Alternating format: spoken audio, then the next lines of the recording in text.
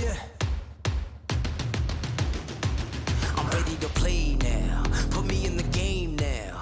I came here to prove it. I'm ready to do it. I can't be afraid now. Put me on the stage now. I'm ready to rage now. I feel like an animal stuck in a cage and I'm ready to break out. My time, my time.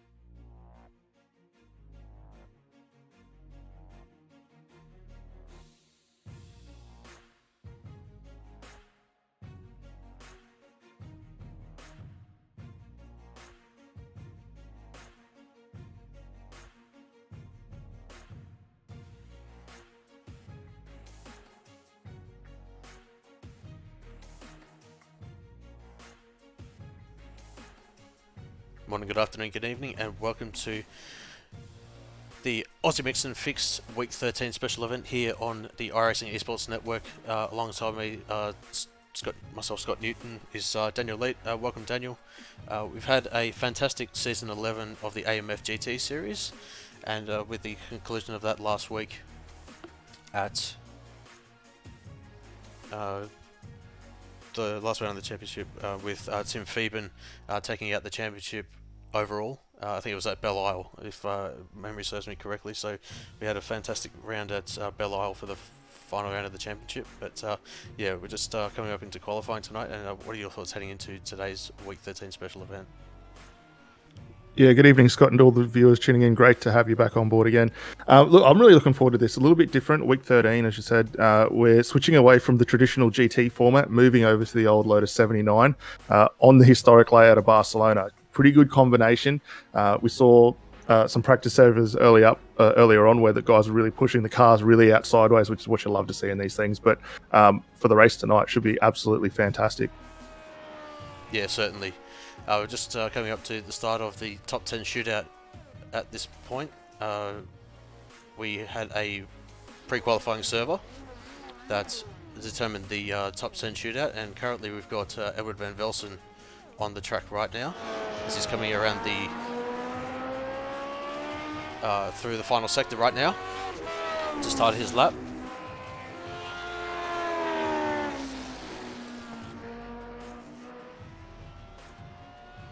Coming out of the final corner now to start the first flying lap of the top 10 shootout here at Circuit of Barcelona, Catalunya. Heading up the straight, getting up to 260 kilometers an hour into turn 1, braking at the 100 meter marker. It's very nice turn 1 there. You want to try and get the back end of the car out to get the maximum amount of grip and the heat into the tyres. But so far it's as though he's had a very clean first sector. Yeah, noticing a little bit of push in the front end of the car as he ran up through turn 2 there, not wanting to bite in, so a little bit low on the tyre pressures early on. But getting the car around nicely, it seems to be really secure in the back ends. We're seeing him fire down into turn number 4 now. Really solid exit there. Heads up to the quick little left-right through the chicane. The car looking quite good. Doesn't get up on that curb, and I think we'll see a lot of guys try and utilise that later on. Mid-corner exit looking very nice. Right on board down to the old hairpin here at the moment. Getting in, braking just before the barrier sign, so really utilising that downforce to get the car turned in. It looks quite good. Gets up on the power nice and early. Driving out very, very nicely there. And that car is actually starting to come back to him a bit more as the temperatures come up. Really starting to see the lap fire. Oh, it just catches the dirt and almost had to abort that lap. I don't think it's ejected it for him yet. Just kept it off the dirt, which is lucky for him there. And he comes through that final corner. Set our first lap time tonight, and it is a 1:35.89. Not too bad. Yeah, not the best of lap times to start off tonight's event, but yeah, given that Van Velsen had a mistake at the exit entry the final sector, yeah, it was certainly not the best way to start the event. So Damon Stockton now our second runner here tonight, just coming through turn number 1. I'm just trying to get the sector comparison up at the moment. And car struggling a little mid-corner there through 2.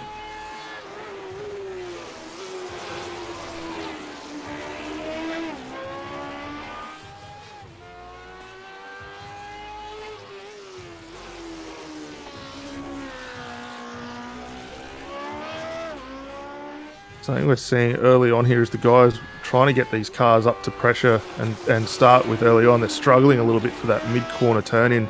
But as we saw from the last driver out there, Van Helsen, the tyres came up quite nicely towards the back end of the lap. He was able to really push on. Damon seems to have got that car up to pressure now, so looking good. The sector time's very competitive at the moment as well. So it's about half a second down at the second sector marker, but we know that Van Velsen had this huge mistake at the corner we're coming through right now. Much better for Stockton there. keeping it off the dirt on the exit there. You can take quite a lot of curb on that second to last corner there. But Stockton not utilising that as much as possible, but we'll see what the lap time is for Stockton this time. And it is a 35.615, so he goes to provisional pole position. And we're about to see Lob starting a lap right now for DPR Racing. Yeah, Damon 3/10 quicker last time by as well, so that's a good run there, and just shows that if Van Velsen had got that nice exit to finish off the lap, could have been in good position. Lob down into turn 1, uses a little bit of that curb, which we saw made very familiar by Max Verstappen when he raced in the Supercars E-Series. Saw him taking a really wide line and entry through there. Lob's car looking a little bit better through turn 2. It's keeping the nose in quite nice, not getting as much push as we've seen from the last 2 drivers. Down into Repsol.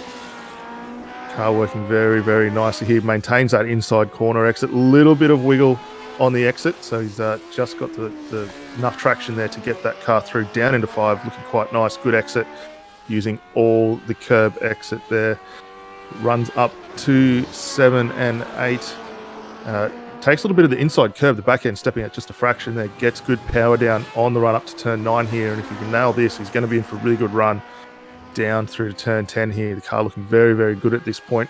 Maybe just a little bit more in the tyre pressures. He's had obviously a chance to evaluate from those last 2 drivers through just to see how it works, and I think he's just tweaked that quite nicely there. Really solid exit on the run up through to turn 12. Slides the front end just a fraction. That'll hurt him just a little bit, but is able to bring it in to conclude the lap. Runs it out wide, doesn't pick up the grass that we saw Van Velsen do. Nice solid exit through turn 13. Down through the final lap, picks up a little bit of the grass, run very, very wide, and this will be a really solid lap. 2 purple sectors to finish off the lap, and that promotes him up into provisional pole 134.62. Yeah, fantastic time there from Lob to put him provisional pole. It was near on a second quicker than Stockton, but going to look at Dean Ross, about to start his lap.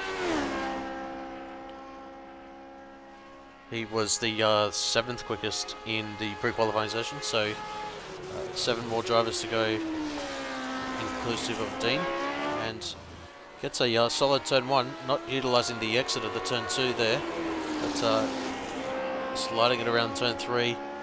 A bit of a correction there through the mid to exit part of the corner. Down into second gear. I'll see if we can go on board quickly.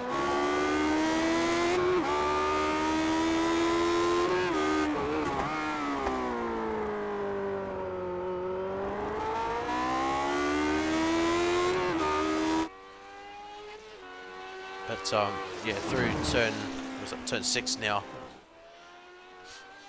You got to be careful of that yellow sausage curve on the exit there as well. Otherwise, you'll bottom out the car and certainly do a lot of floor damage there. But coming up to the old hairpin now. Gets it nice and tucked in there. Runs it out wide there, and back over to the left.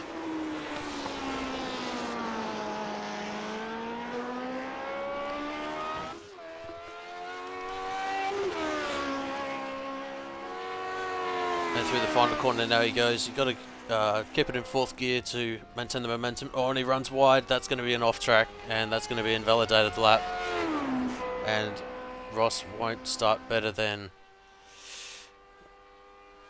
assuming that everyone else puts in a time that looks as though that he's going to start at the back end of the top 10. So going to follow Blake Delaney now, who was the 6th fastest qualifier in the pre-qualifying session.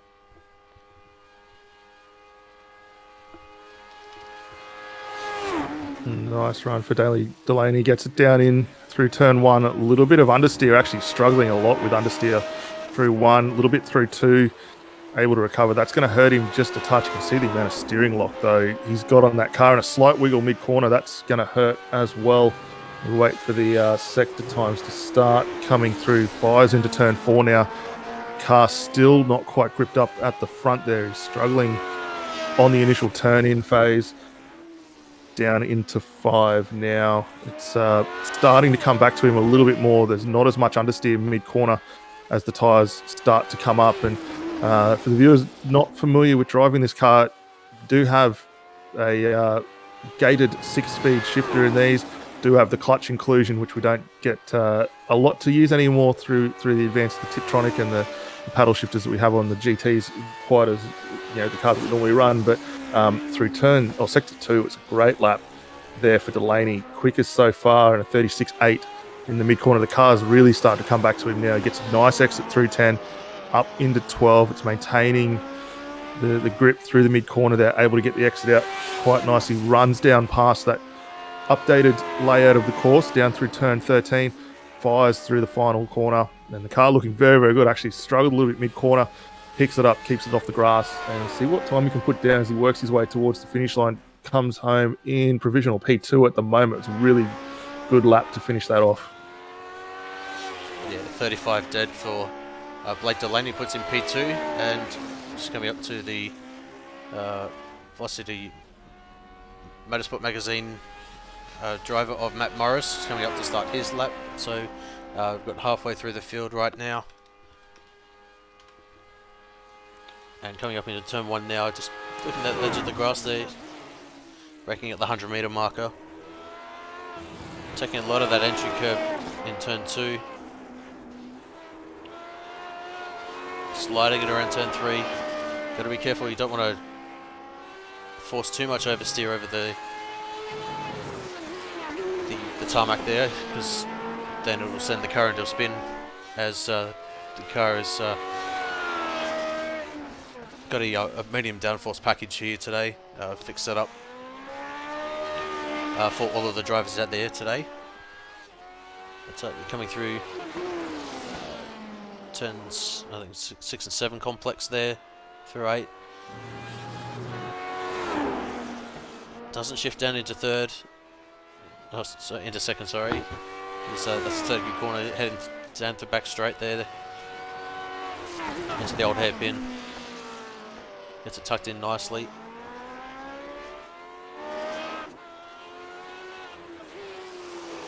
Swings it around, falls it back into second. You gotta be careful of this exit gravel curb as well, like we found out with Van Velsen, the first driver to start a lap here. But yeah, across the line, Matt Morris, what time does he do? And he puts it on pole provisionally with a 34.3, so fantastic lap from him, the VMMR driver. Up next for his lap, Tim Phelan for Mark 1 Esports. So yeah, good opening lap. Let's see how he goes down in through turn 1, where we've seen a lot of drivers have a bit of an issue. Kicks up the dirt, runs the Max Verstappen line very wide through 1. Good mid-corner speed. The car looking quite nice already. A little bit of a drift to turn 2. Up through the long turn 3. The car's hanging in quite nicely along that inside apex there, which is what you want to see. Runs it up nicely through the exit of 3 into 4 with a lot of speed down through Repsol here at the moment. The car looking really, really nice. It's probably the first car we've seen where we've been able to generate the tyre pressure early on to get the mid-corner entry as he works his way down through turn 5. We'll just keep an eye on the sector times just to see how they compare as he runs down nicely here in turn 7. Not taking too much of a wide entry there. Actually hurts him just a little bit. Can't get the car turned in, which ultimately sacrifices a little bit through turn 8. Now up through 9, the quick corner. Car looking very, very good. Brings it back across to the traditional run in to turn 10 here. Braking very, very late. Drops it back a few gears, turns it in. The car's maintaining that grip mid-corner. Nice on the exit as well. Picks up a couple of those curbs, the cones on the outside. Don't need those where we're going at the moment. But very clean exit here for Tim Phelan. And throws it through. Last couple of corners here, we'll see how he goes. Hits that yellow curb. That'll have really unsettled the car. As you see, the understeer mid-corner doesn't run it off the dirt. And his lap time as he comes across will be... I think that will have been an invalidated one for the pickup there. So unfortunate there for the Season 11 champion of Timothy Phelan. But we've got Scott Gamble coming up, and he's going to Oh, he almost gets held up there by Tim Phoeben. But yeah, Gamble was very, very quick in the practice sessions leading up to this event, and you can see that the amount of oversteer that he got through turn 3 just shows you how much he's pushing through turn 4. And he's a very fast sector 1. He's just under a tenth up on Matt Morris.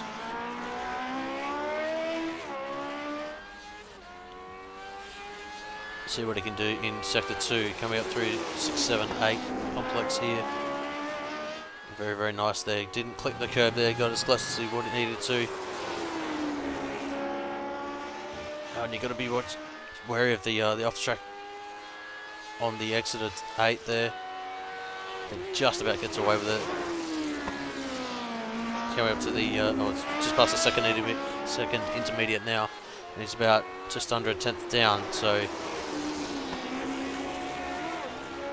we'll see how he goes through the final sector. A bit of a mistake there through turn 11 there, through 12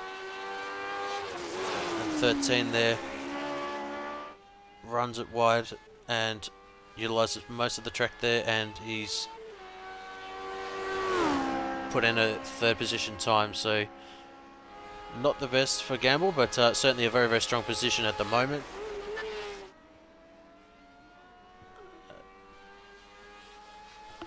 Adam Briggs about to start his quick lap here as well. So this will be driver number 7, well, actually no, driver 8 now that's going through. Bit of a traditional line, a little bit of curb down into 1. It looks quite nice early on.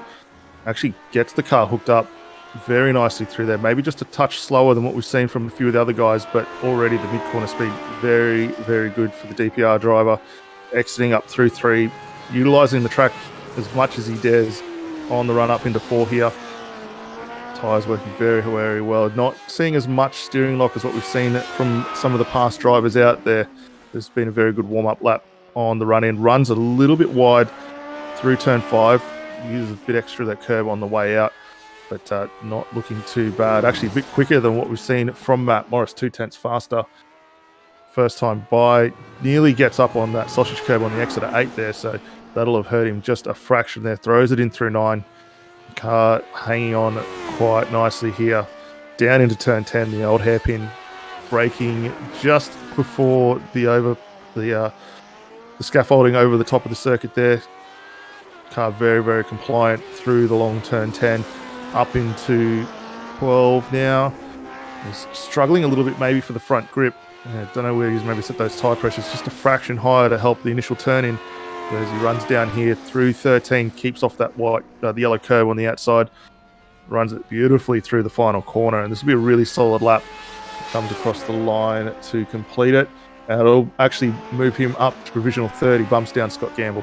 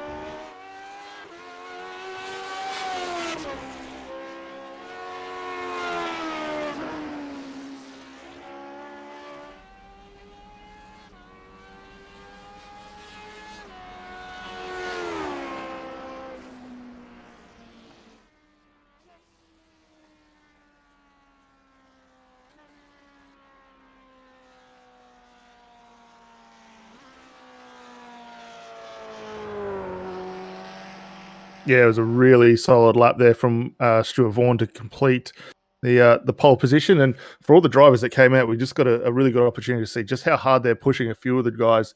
Unfortunately, not able to get their laps in, running a little bit wide early on. But interesting to see some of the lines that drivers are taking, the way they're utilizing the tires early on to bring them up. And as we get ready to switch over to the race server, we're going to be in for a really interesting surprise here. We've got a good field out there tonight, and anyone could potentially take this victory.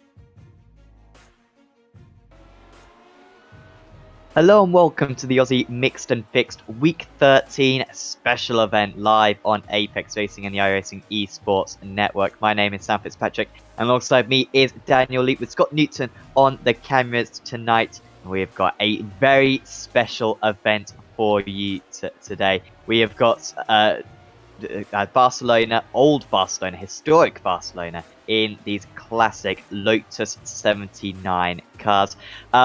Daniel, these cars were properly innovative at the time. They're still innovative. I mean, we're still learning lessons really from them in Formula One, going back to the ground effect inspiration that this car kind of introduced. And it's fantastic to see it back on the big stage on iRacing because it's incredibly underused, but it's nice to see a healthy field out here today.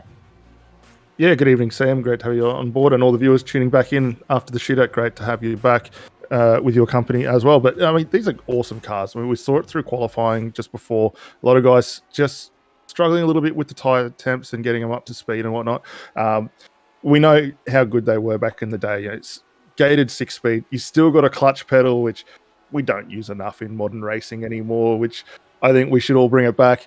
And we know that a couple of drivers out there are still using that setup today. So keep an eye on Matt Morris running the car as it was intended. But for qualifying, if we quickly recap on that, it was a great session. Stuart Vaughan put the GRM Motorsports 79 on pole position with a great lap time, a 1:34.26. Matt Morris will be starting out a second. Darren Lobb in third.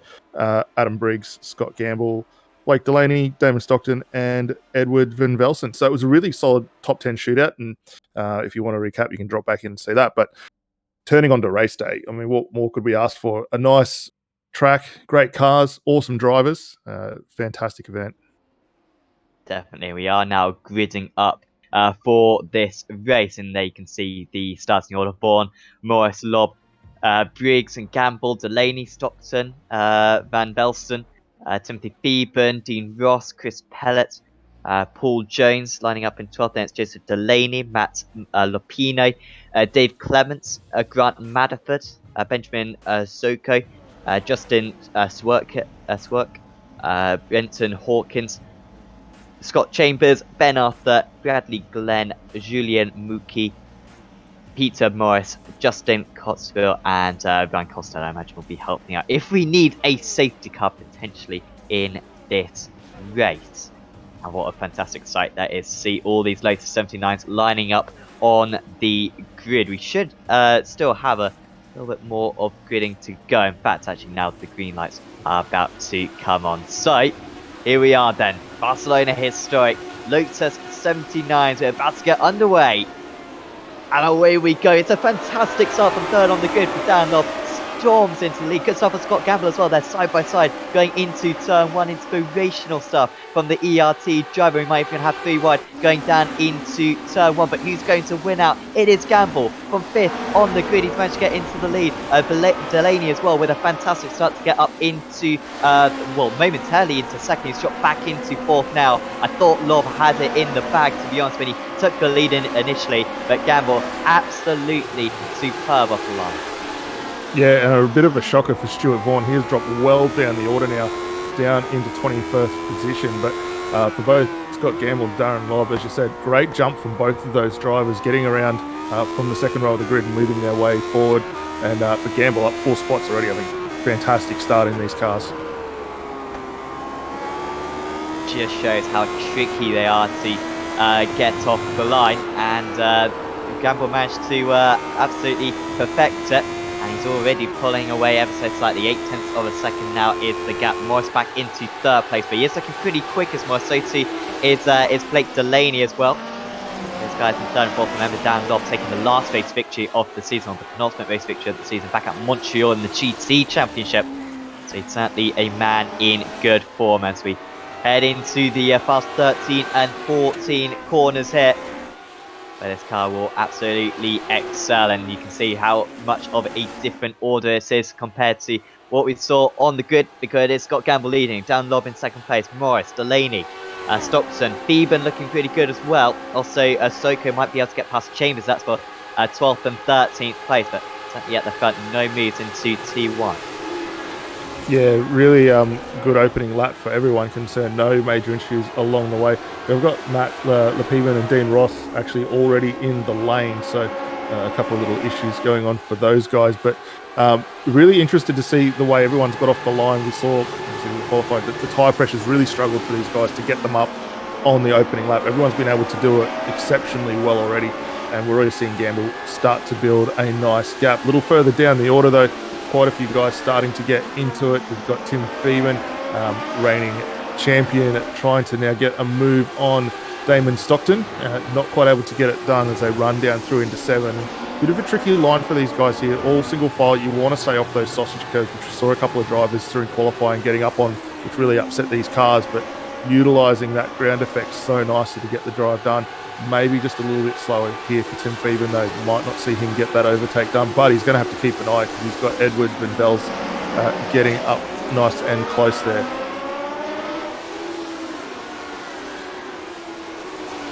Yeah, if he doesn't make the move soon, Pheeman, he could well lose out behind. It's such a tricky circuit there to overtake. One of the most tricky circuits on all of iRacing. Because whilst we do have a couple of decently long straights, at the end of those straights, it's usually fast corners, and if anything, this historic circuit is even more tricky to overtake than the full circuit, although turn 1 perhaps a bit more of an opportunity here. There shouldn't be too much turbulent air in these cars. I haven't got too much air, but they'll still be tricky to follow, particularly through the fast corners as Pheeman.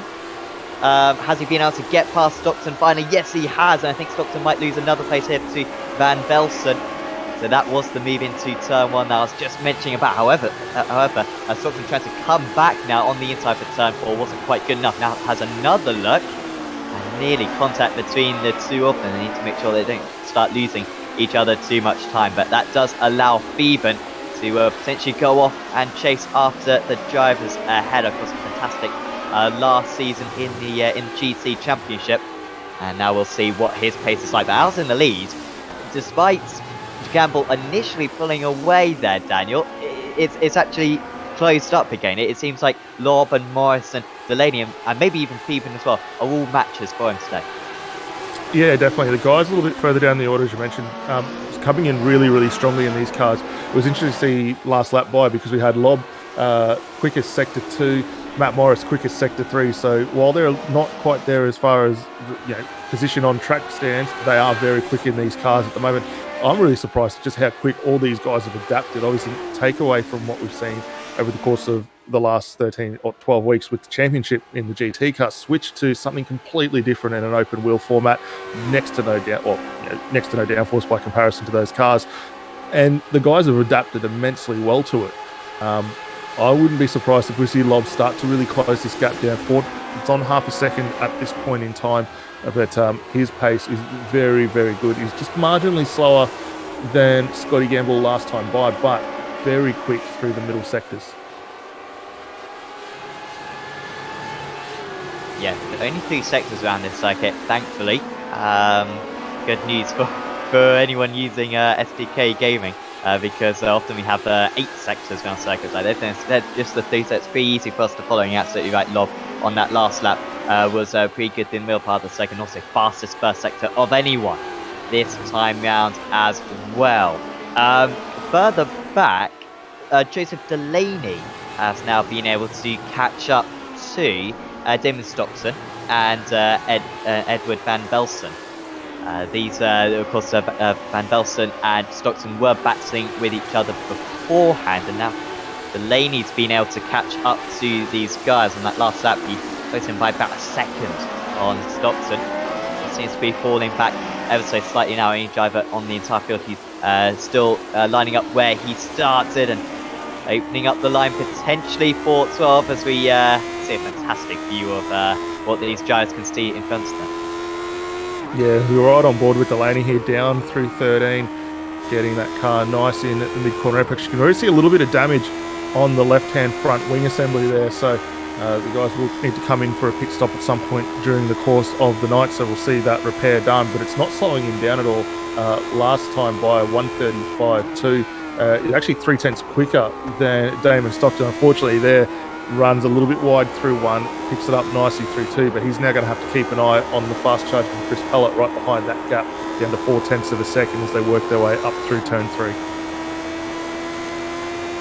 I'm not a massive fan of this new shape feature that iRacing have introduced. However, riding on board with the Lotus 79, if there wasn't some shake, I feel like it would be quite out of place, it must be said. It's certainly something that iRacing needs to improve on, especially on deceleration. It needs to vary a lot more. Deceleration needs to kind of shake less, and then at high speed it needs to shake more. However, it is a nice element when you're really heading down that pit straight. So appreciate the speeds that these drivers are racing at the moment. Certainly very different to what they are used to. Benson Hawkins also dropping back into Paul Jones. I know Jones started up in 12th place. It's a pretty poor start for him. I'm also seeing, I don't know if this is on the stream as well, but a West Ham light livery, the light blue and the purple. I'm not sure if that's on the stream, but I credit Morris, for Jones on that. Apparently it's not even on the stream, so forget that. But if you are a fan of Aston Villa, then he's right there. Also, Benton Hawkins got a Liverpool livery, I am seeing as well. So plenty of these EFL teams being represented. Yeah, certainly quite a few good liveries out here, and the guys putting up some awesome paints. Again, even for a special event like this, not only are the teams well represented, but getting into the theme of it, a little bit of a retro style design on these cars. Hawkins with a good lap last time by. He's closed down to Julian Mucky 0.3 of a second as they work their way up through the long radius turn 3. You can see Bradley Glenn just a couple of spots ahead, and the Fisher Motorsports car just struggling a little bit mid-corner. They work their way now up into 4. He's got it settled down a little bit, pushing just a fraction on the mid-corner there. Gets a little bit of oversteer on the exit, which for anyone who's driven these cars, they seem to respond the best. With a little bit of tail oversteer, you really push these cars along quite nicely. And I mean, it has been a while since I last got behind the wheel of one. I think it was classic Silverstone many years ago, but I mean, they drove so phenomenally well back then. I can only imagine the fun the guys are out there having tonight. Definitely, and you can kind of see how they're just pushing the envelope, aren't they? They're just trying to push the car to its absolute limit of speed, and sliding through each one of these corners. And you can push it a little bit too hard, then you're going to be scrubbing off some time. It's such a balancing act, isn't it, of just making sure that you don't overdrive the car necessarily, but leaving absolutely nothing on the table either, as that's quite a big slide for Hawkins just behind Glenn. He does seem to be pulling away now for Fishy Motorsports.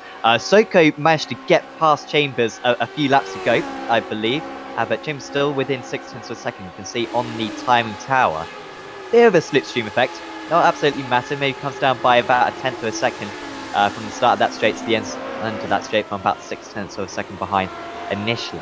But what's fantastic about this race is that, of course, this is a proper Grand Prix distance. We're going to have 65 laps around this track, potentially 1 hour 45. However, I think we'll reach the 65 laps before that anyway.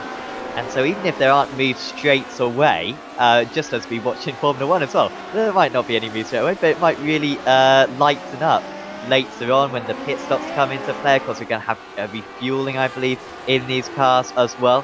So it's worth for these drivers just to play the patience game, drive their own race, and might come back to them later on.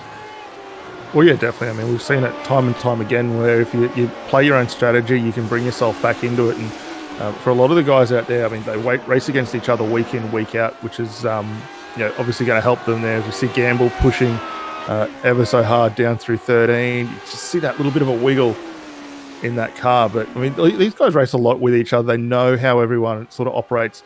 The change of cars with the different strategies is going to be very, very interesting to see. But also, just to touch on your point earlier, Sam, with the way the cars drive, I actually find the more oversteer you get, like the longer you drive these things, it's a weird thing. It invites you to push the envelope a little bit harder each time by.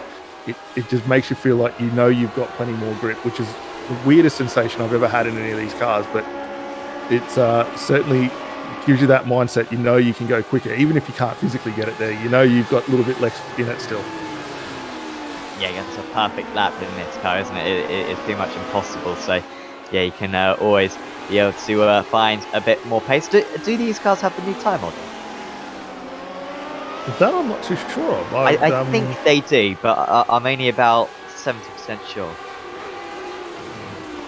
Well, maybe we should throw that open to the viewers in the YouTube chat if they do see, or we'll quickly duck through the ops manual from iRacing for the recent build update just to double check it. But yeah, that I'm not entirely sure. The car's certainly moving around a little bit. Probably suggest maybe they do. However, I have been found to be wrong on a couple of occasions, so we'll double check that out there. Well, of course, one of the biggest criticisms of the iRacing tyre model is the fact that you can't slide. These cars look like you can slide quite easily, and the drivers still have control. We've seen very few mistakes so far. So that's a little bit of a swapper there for Chambers, but even then he managed to kind of hold on to that slide, managed to recover it. Whereas certainly in the GT cars, it's extremely difficult to do so. And Schwartz just not being able to stay close enough, and just not the quite the front end getting in. And by the time he gets to the pit straight, he's just too far behind to go for a move. Now does start to gain. Camera does start to really vibrate down the straight. Is there any way through? If this was a hairpin, I think he'd probably go for it, but it says a medium speed corner, and the A&J racing driver has to stay behind. Also getting really close now with Stockton, Delaney and Pellets. Just further up, that's for 7th place. They've been embroiled in a battle for the entire race, but I mean, whilst they are a little bit distant of the front runners, the actual gap to the leaders is 10 seconds, which, considering that we've completed 8 laps already of this race, and this is a decently long circuit, everyone's very evenly matched right now. So if we get a safety car and they can luck out on strategy, I mean, these guys could still certainly get a podium. Yeah, definitely. I mean, we're looking at the moment, and all the viewers, you can do that through the SDK software as well. We're only seeing a bit under a second spread across all the drivers throughout the course of the field. So, yeah, not a lot in it. Each driver kind of find their own little spots. They're a little bit quicker, maybe through the initial part of the lap, or come up a little bit later on. So it's really surprising to see just how varied the times are. I mean, like I said earlier, they've only just switched over to this car. They've come out of 12 weeks of GT racing. We've gone to something completely different, and we're kind of getting the same thing again. I mean, they just instantly click with the new car and going on very, very nicely. Have we got any idea when the first set of pit stops will be? No, not at this point. We have seen 4 drivers already down the lane for what seemed to be very quick stops early on. So that was Matt Lapino, Dave Clements, Adam Briggs and Ben Arthur, as we see Matt Lapino coming through, running the very sort of time period correct livery on that car there, the old McLaren colours. A little ironic being a Lotus, but certainly looks quite nice out there. Briggs, as you see for DPR, with the carbon look there, and he's coming back towards Clemens a little bit. The gap still 2.9 or 2.7 seconds, but the pace is very, very good. You can see a bit of a graph there. He's actually cut the gap down by about 3 seconds already. I wonder if we could go back to the start to see Scott Gamble's launch off the line, because it was I mean, you could write a book about it. I mean, I'd buy it, be a bestseller, because this was unbelievable. So let's see it. I mean, it's just the wheel spin control. Yeah. Oh, just light, just incredibly faster than everyone else. I mean, who cares about grid position? He could have been starting in 20th, and I reckon he would have been into the lead by turn 1. You also saw the Fishy Motorsports car getting very close. I think that was Delaney. He just then gets a little bit tight on through turn 2. And he got up into second place with Delaney. So he had an awesome start as well from 6th on the grid. But that was easy for Gamble, dare I say. It wasn't even like a struggle for him. He had the lead within about 100 meters. Yeah, I mean, he comfortably walked it off the line. Here's another look back at Stuart Vaughan for GRM Motorsports. Just by comparison, we'll see how he goes off there. The car actually bogged down just a fraction off the line, and there you go. Scott Gamble and all the other guys coming straight through. So it was a bit of a struggle there for Gamble. He had for Vaughan, sorry, he had the revs up to go off, but just didn't want to get away at the line. And we kind of thought of it just before we jumped over the race, just to see who potentially might have a few issues there. There's a bit of a contact in the back, and actually that's what sent Vaughan around. And further down, 3 or 4 cars involved in that. So that's the reason we had so many guys early on come through for their pit stop. And unfortunately for Vaughan, it's actually meant the conclusion of his race there as well. So what could have been qualified the pole out lap corner number 2, lap 1. It's a very unfortunate event for him there. Darren Lobb, though, still sitting in the second position. The gap really hasn't wavered much. Still sitting about 4 to 5 tenths of a second. Gets a really nice run under the draft, down to 3 tenths on the run into 1. Still taking that wide entry line down through turn 1, sets it up nicely for 2, and then through this wide, long turn 3, he gets the car nicely up on the inside. So the grip in that car, very, very nice right now. Just struggling a fraction to match Gamble. Well, that being said, it was 2 tenths quicker last time by, so the car definitely there for him. Because this race distance, I mean, nearly 2 hours these drivers will be racing for. In iRacing stands, that's pretty much an endurance race. When we have the Aussie Mix and Fix GT Championship, we often have we have 4 endurance meetings a season, and then 90 minutes. So this is a long period of time for the drivers. I just wonder how tactical they'll always be. We always talk about tactics in endurance racing rather than sprint racing, and just sitting behind his rival in the draft, perhaps saving a bit of fuel, maybe not having to push as hard, and saving some tyres as well. Just wonder if that's entering his thoughts at the moment. Stockton and Delaney, I think there was sorry, not Delaney, Stockton and Daly. There may have been a change between those 2 drivers. Stockton started this lap up in 7th place, to be fair, but I think they may have changed and then changed back. So this is the right order for them. Going into turn 5 now. Daly, I wonder if he just goes for a big lunge into 5. I don't think it was a deliberate move. And credit there to Stockton for leaving him room, because a lot of drivers would have been would have been unawares that. I mean, they just left enough room on the inside. And Daly, I think, just lifting off on corner exit to give the position back. Yeah, he fired that one in from a long way. He was lucky that neither of those 2 drivers made contact there, so able to get away with it and back underway. No harm, no foul there. Adam Briggs, after his stop, actually closes up on Clements, who ultimately runs wide through turn 8, and that's an easy positional change there for Briggs now. He's got to set his eyes forward. He's got Matt Lupino 7 seconds up the road from him, so we'll see whether he can close that down, but last time by was a second a lap quicker, so looking very comfortable. And as we catch back up to the race, they're running down through 13. 12th position, we've got Grant Matterford, Justin Schweck, Scott Chambers, and Paul Jones. Jones and Chambers just getting into a little bit of a scrap just behind here, but Schwackett doing a really nice job there at the moment. Jones closing back in. These 3 have been very close together throughout the entirety of this race so far. Yeah, about 26 seconds off the lead are these drivers, and lapping about 1.5 seconds slower. Chambers was quite a bit faster than Schwerk on that last time round. In fact, Chambers was close to Soko before, wasn't he? So I wonder if he just made a mistake a few laps ago, which dropped him a couple of places. Back to the lead. Lobb, pretty much the same distance back. You can see he took out another couple of hundredths of a second, but no, close to a move into 1.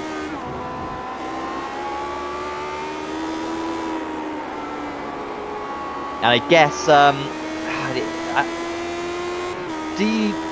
guess you don't want to run long. I guess you can go for the undercut in this car with the tyres, get some new tyres on, because then you would have a heavier car for the for that stint. I wonder if Lobb will try to go longer or shorter, do you think, Daniel? Try to get track position with the undercut, or maybe try to position himself better for later on by going a bit longer in this first stint? I think it's a bit of a tough one. I mean, looking at the pace at the moment, they're kind of at the point now where they're starting to both impede each other's laps now. So probably for Lobb, the smart move here might be drop in the lane a little bit sooner, go for the undercut. Obviously, he'll get the advantage of the fresher tyres, and when we consider where everyone is out on track at the moment, that's probably not a bad thing for him. As you see, switch quickly to Peter Morris down through 2 and 3. So probably not a bad idea, realistically, for Lob to come in now and sort that out. Now, I did quickly scour back through just to double check whether we saw an update as far as tyre model was concerned with this car, and no, looking at the release notes, nothing new to this particular one, so it is as was.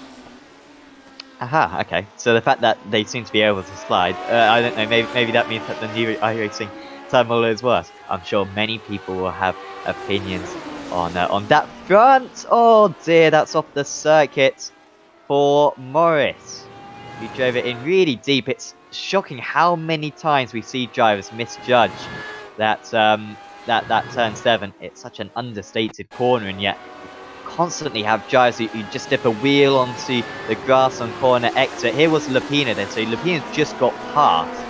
Morris opened up the corner for 4, and Lapina managed to go all the way around the outside for 5. You can see how tight Morris is on the inside, maybe just letting his opponent have that position. And just perhaps a bit blinded, big rear ends to these cars, and drove it in way too deep, locked up the tyres, and went off into the kitty, let's say. Yeah, I think it was a little bit unsighted there. Just caught the end of that lap with Matt Lapino braking very early on the run through where we're looking right now, 7 and 8. So that certainly would have unsettled them, because you expect the drivers to flow a little bit more through that mid-corner pace. So that's unfortunate, but he will be able to get back underway once it clears those tyres off. We should see that pace return. Chris Pallett, though, looking for a move down into 10. He's got Damon Stockton just ahead. They've managed to get past Delaney now, who we saw have that little bit of an issue early on, but Pallett nicely up the inside. This should be a pretty easy done move there. He's struggling a little bit though, Stockton not wanting to give it up as they work their way down through 13. A little bit of curb on the exit. Change for the lead, I believe. Down Lob has got back past Scott Gamble then. So the change of position does happen. And Lob just set a fantastic lap time. Took about 0.23 seconds out of the former race leader. And it's the South African back into the lead. He momentarily took the lead on the run down into turn 1. But he's there again now. And we wait to see if he can start to extend this gap. You can see how Matt Morris is now right up to the back of these drivers. Also Timothy Beeben 4.5 seconds behind, but is closing in as well. As we see what happened, he was just that bit closer. Rather than being 3.5 tenths of a second behind, he was 1.5 tenths of a second behind, and then managed to pull out on the inside into turn 1. Not much defense put up by the 5-4-3 car, and Dan Lobb moves up into the first position. But Gamble still 4.5 tenths of a second back. That is a big few laps for Gamble. He'd like to stay in the toe of the driver in the lead.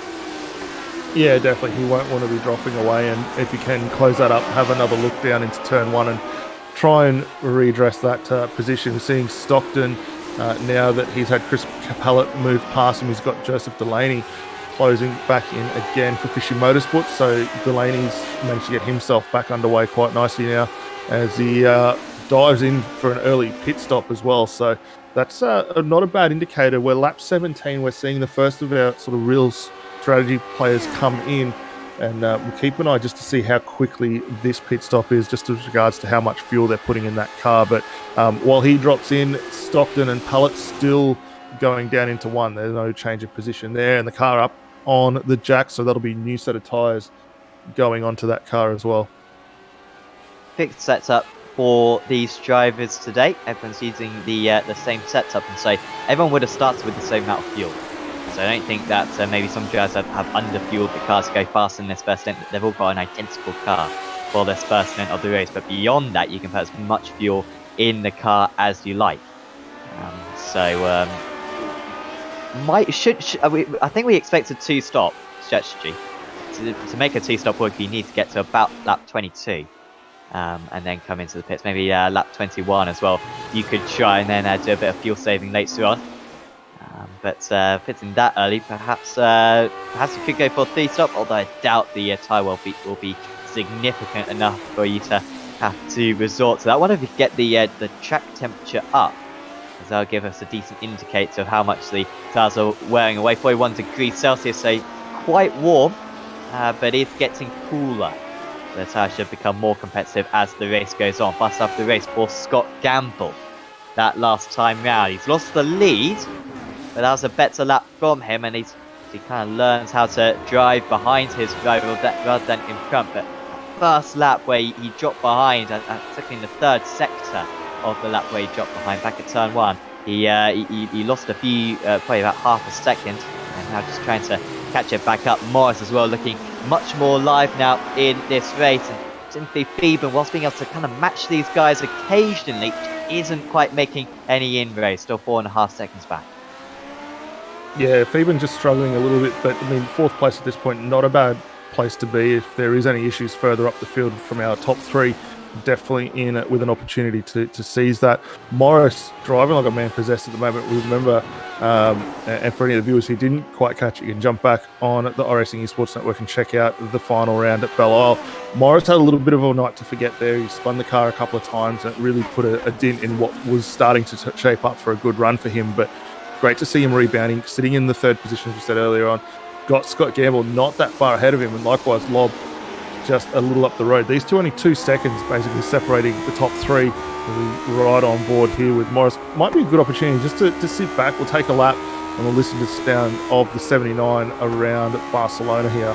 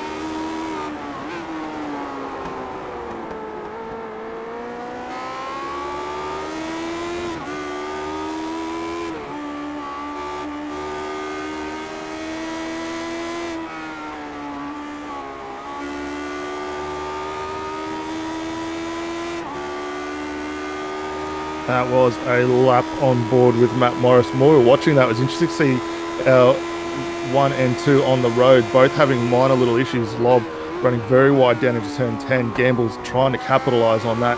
These two only 0.2 of a second separating each other up through 3. And you see Lob pushing that car, runs it a little bit wide mid-corner. That certainly opens the opportunity up for Gamble here, down into 4. Don't think we're going to see a move done, but that gap continuing to close back in, which was out momentarily ago to 0.7 of a second, down to 0.3 as they work their way down through to turn 5. Last lap of the race that last time round for Scott Campbell. He's lapping backwards to a second faster than he was back when he was in the lead of the race. Part of that might be the track getting slightly cooler, but I think it's mainly just him having a marker in front of it. He kind of knows how hard he needs to push into each of these corners. You can see how much the driver ahead is pushing, and it does help to have a little bit of a marker just in front of you. Also, the fact that he's got a lot less to lose now in this second place than back when he was leading.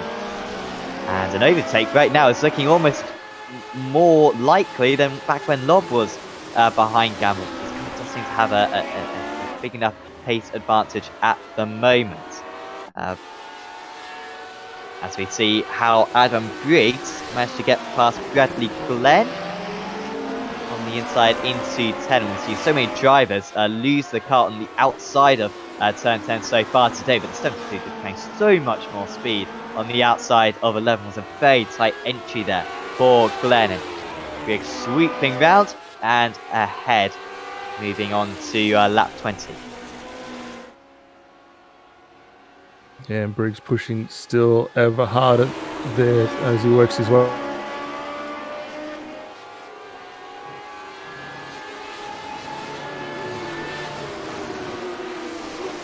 So Gambo's actually dropped back now from Danlop. Back up to 0.3 of a second is the, up to 1.3 seconds is the gap. Just did a poor lap. Well, I'd say it was a poor lap. It was actually a poor first sector on this lap, so he must have driven it in deep into turn 1, and it's put Morris right on his tail. And after really looking like the fast driver, he's kind of got to catch him all up again, which is going to probably take about probably about 5 laps.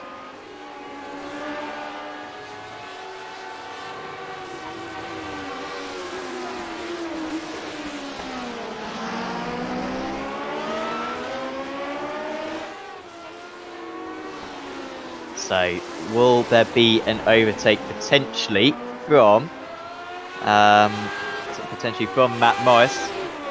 At the moment, quite content to stay behind, but yeah, 1.3 seconds for even as well. 4.1 seconds behind at the moment, and then also Schwerk getting really caught up by Jones. That's the battle for 10th place. So they might see if there could be a move here. Just need to stay within close enough, as we see a cone now stuck within the front wing of Schwerk, and I just wonder if that's really going to cost him potentially down this next straight. Fortunately for him, he loses it and then comes straight into the pits. Just picking up a cone, whilst it looks very comical, it can absolutely crush your straight line speed. It causes so much more drag down this straight, and he carried on with its front wing. I'm sure that Jones would have easily been past him, but we see another drive coming into the pits. So in terms of scheduled pit stops so far, we've seen Daly come into the pits, also Peter Morris as well come on into the pits. Apparently they started this race on 50 litres, but you can put in upwards of 73 litres. So I don't think it's a one-stop. Well, could it be a one-stop? Let us know on the chat if anyone knows. Because 73 litres and they're already on lap 22. Maybe they could go just on a one-stop strategy perhaps. If everyone comes in the next 5 laps, then maybe not. But if anyone can extend it, then one stop could perhaps be a viable strategy for these drivers.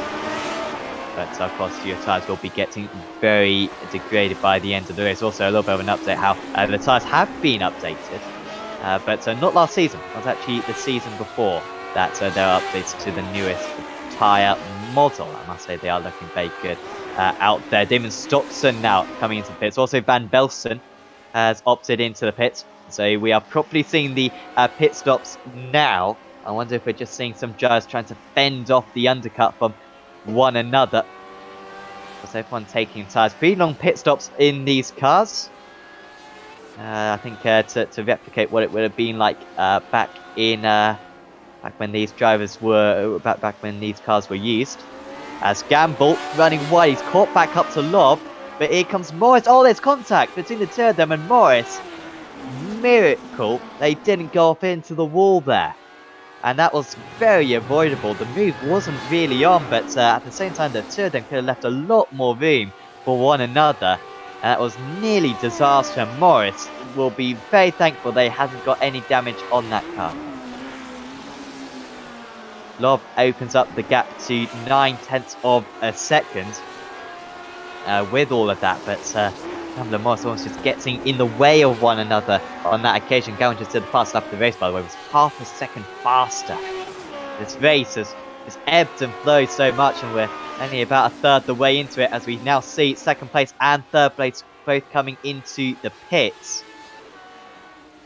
Have to get down to the speed limit, which is easier said than done with the brakes on these cars. Staying out is Blake Delaney. Timothy Theben also coming into the pits. Edward Van Velsen still the leader of the drivers who have made pit stops so far in this race. The only drivers who haven't made pit stops are Lobb and Delaney, Manafort, Chambers, also Hawkins as well, and also Dean Ross. But any of those guys could still come into the pits on this lap as well. As in fact, yeah, a couple of them are Manafort and James both opting in. So Lobb and Delaney, you'd expect them in on this lap. Of course, Lobb, who was leading the race earlier on before the pit stops, might be under pressure when he comes into the pits with that undercut on the fresher tyres for a couple of his rivals. You'd fully expect him to cover it off immediately, as Gamble has actually come out behind Beeben. So Gamble behind Beeben, that is a big change. That must just be amount of fuel. Remember, Beeben was trailing Gamble by approximately 4 seconds before the pit stop, and now he is behind him, and also Morris is behind as well. So Beeben putting less fuel in. He was only stationed for 8.65 seconds, and I mean tyres I think take about 6 seconds. So he put barely any extra fuel in. So this will be a short next stop then for Timothy Beeben, which very much indicates that this is going to be a two-stop strategy, certainly for him. But Gamble and Morris with a 14 and 16 seconds respectively. That's changed the order slightly, and we wait to see what Lobb does. Delaney very slow into the pits. I wonder if he's run out of fuel. I wonder if we get an onboard with Delaney. It's a long pit lane as well here. And he's coasting. He's absolutely coasting. He might just have the clutch pedal down so that it can coast. And yeah, he has got he's sputzing a little bit. Fortunately for him, I think it's downhill for the second half of the pit lane at least. Lobb still in the lead then. So down Lobb, the South African, trying to replicate the success of his of JD Scheckter, and he is still out in the lead now. 2.3 seconds to Beeben. So it's a bit of a reminder. Lobb 12 seconds stationary. Beeben 8 seconds stationary. Gamble 15 seconds, and Morris 16 seconds. That's the amount of fuel they put in. The more fuel you put in on a pit stop, the longer you're going to be able to go for the next stint. However, the slower you're going to be for the next stint as well. So that's why the order has changed slightly. Manafort allowing Jones past there. And yeah, just being confirmed that we are going to definitely need 2 stops for this race. Hopefully you're enjoying the action. It's rare that we see this Lotus 79 on iRacing, but it is a car that you can buy. Strangely, it's not an archive car, which are now cheaper. The archive cars are only $3 for an archive car, which basically is a car that isn't used anymore.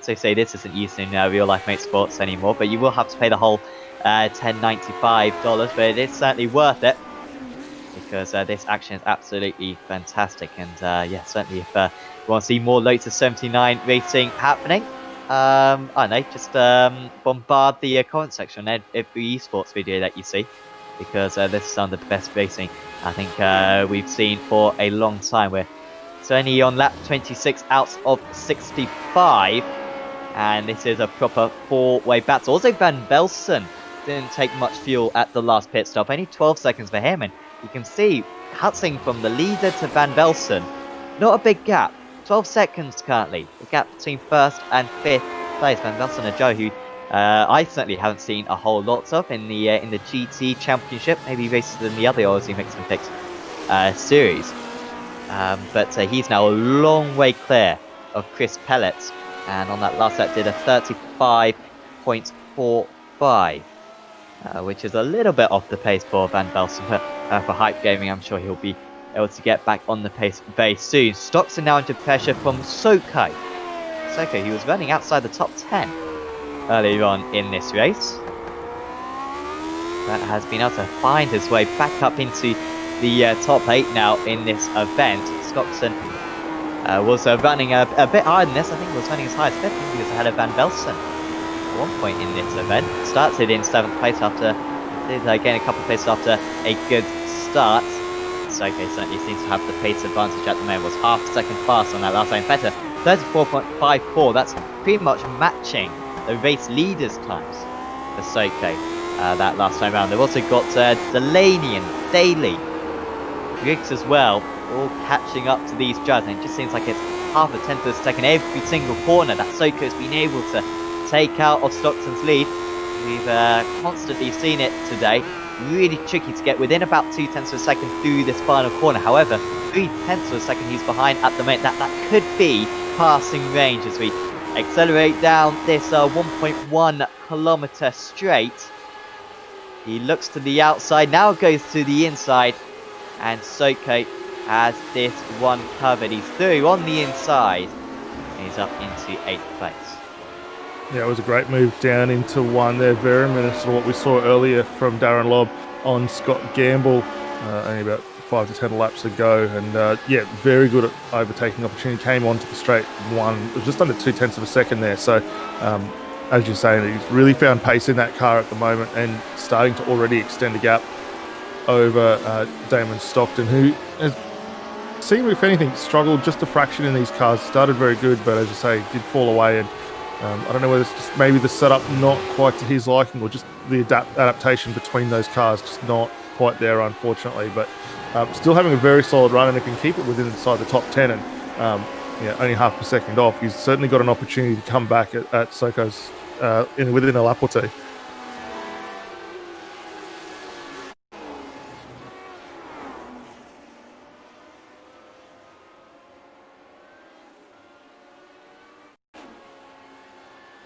So Glenn seemingly disconnecting from the session potentially. Was running decently high up, was Glenn. Actually, he is still running, but may just disconnecting and then reconnecting to the server again. So he did have some misdemeanors out there. Briggs, by the way, absolutely flying along. Briggs just set the fastest first sector of anyone.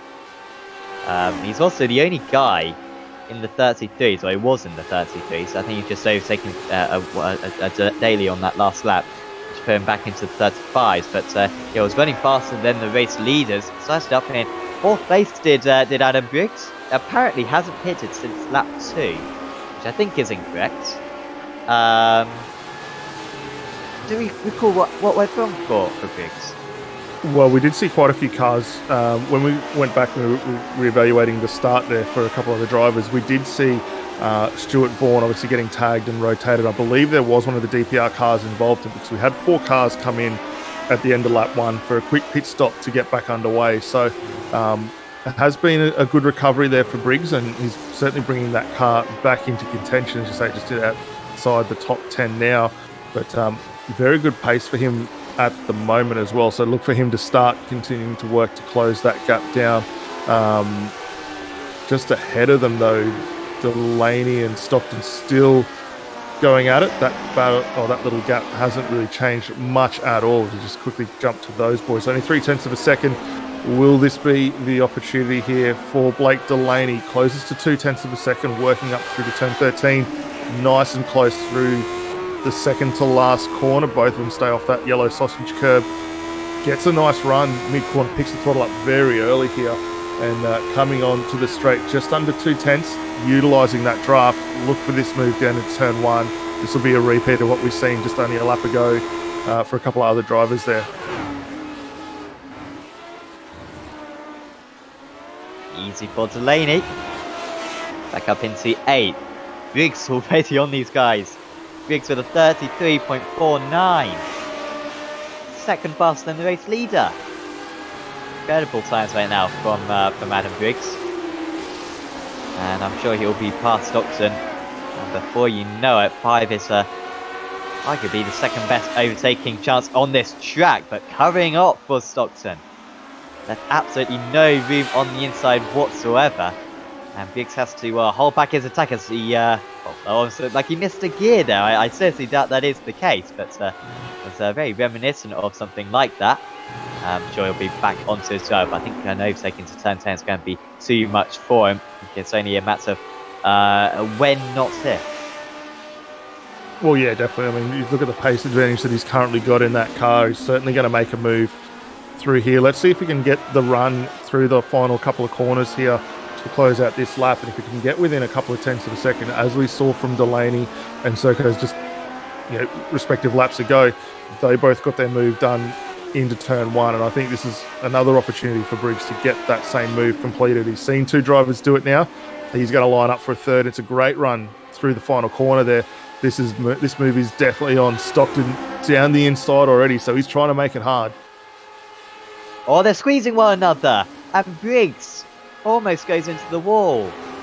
What was Briggs thinking there? I appreciate that he was trying to really be intimidating there, trying to squeeze his rival, but you gotta think of the percentages there, and that was an unnecessary risk that he took. And for the second time we see drivers tangle with one another down a straight, and well, they're even more desperate now to beat one another. Round the outside goes Briggs, and that will be one of the moves of the race, I'm sure, because that is quite stunning there from Adam Briggs to get ahead. Brilliant job for him. He drives it in deep, does a 72, should get a better exit, but I'm not sure if it's going to be a good enough exit. And round the outside into 7, that's not going to happen. And Adam Briggs making this one very tricky for himself. He had the momentum down into T1. He then makes a mistake into turn 5 as well. And now he's on the outside going into 10. There's going to surely be contact again between these guys. This is possibly the best battle we've seen all day long. Delaney round the outside, he will have the inside for 11 and carrying a lot more speed. And surely that will be it. I think there may have even been more contact. There's certainly a lot of shaking around for the DPR car.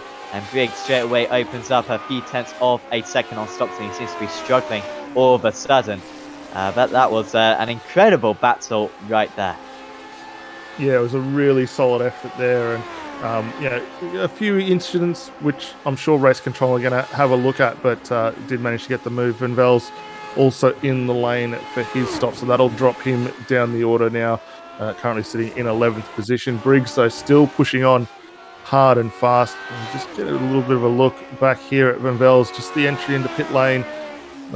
Runs it in, actually, no, that was a lap ago. Actually, that's a huge lose into the dirt there. Finds the tyre barrier and over on the lead. Wow. Well, I didn't know they had roll heaps back in this time. Well, that was very useful. Van Velsen, who was complimenting a few laps ago, was running in a comfortable 5th. And he drives it in way too, just too much. And then kept his butt on the plots as well when he got on the gravel off into the wall. Shame. Shame for Van Velsen. I guess we're not going to get any safety cars then in this race. I thought that was a possibility.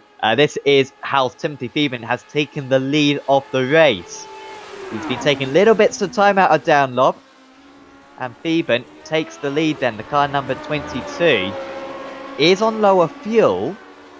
But this change of a strategy might have been the way to go. Interesting. Lob miles ahead now of Gamble and Morris as well. Both of them guys on even more fuel than these. But working out well for these front two at the moment. Here's Soko.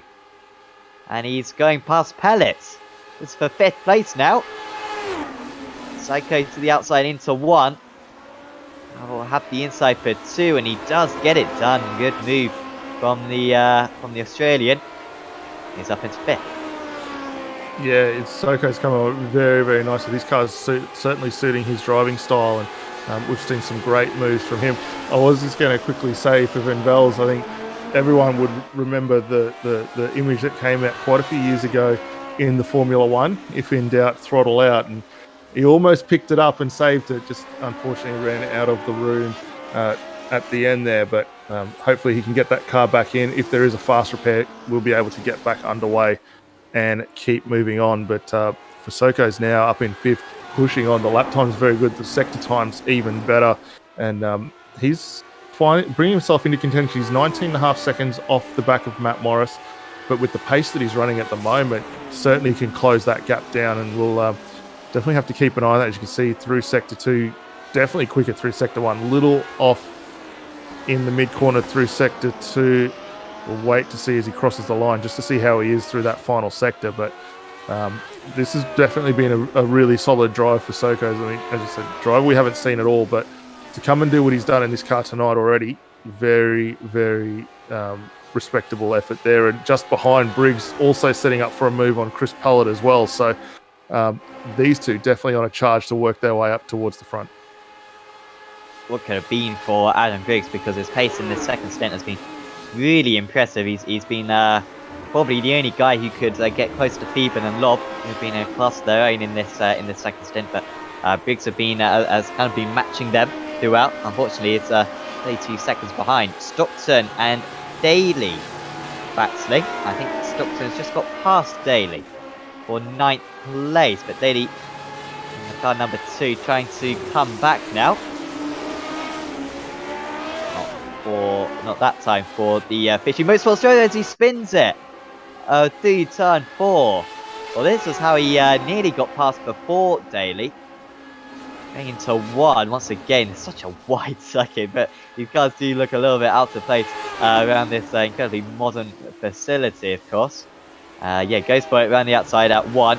Takes a lot of curve for 2, but really nice room being given by either driver. And then it was into turn 4 where perhaps just a bit too much throttle and round he went. Yeah, definitely pushing hard to do. You can just hear he picks that throttle up very early, trying to rotate it in the rear and drive it through that corner, and just a fraction there too much. He is able to get the car moving again. He hasn't fallen down a position, but he has dropped about 9 seconds now to Damon Stockton. So a lot of work for him to do to recover that. Further down though, Justin Schwechter for A&J Racing closes up on Grant Matterford for Pulse Racing team. So this guy's scrapping now over the 14th position.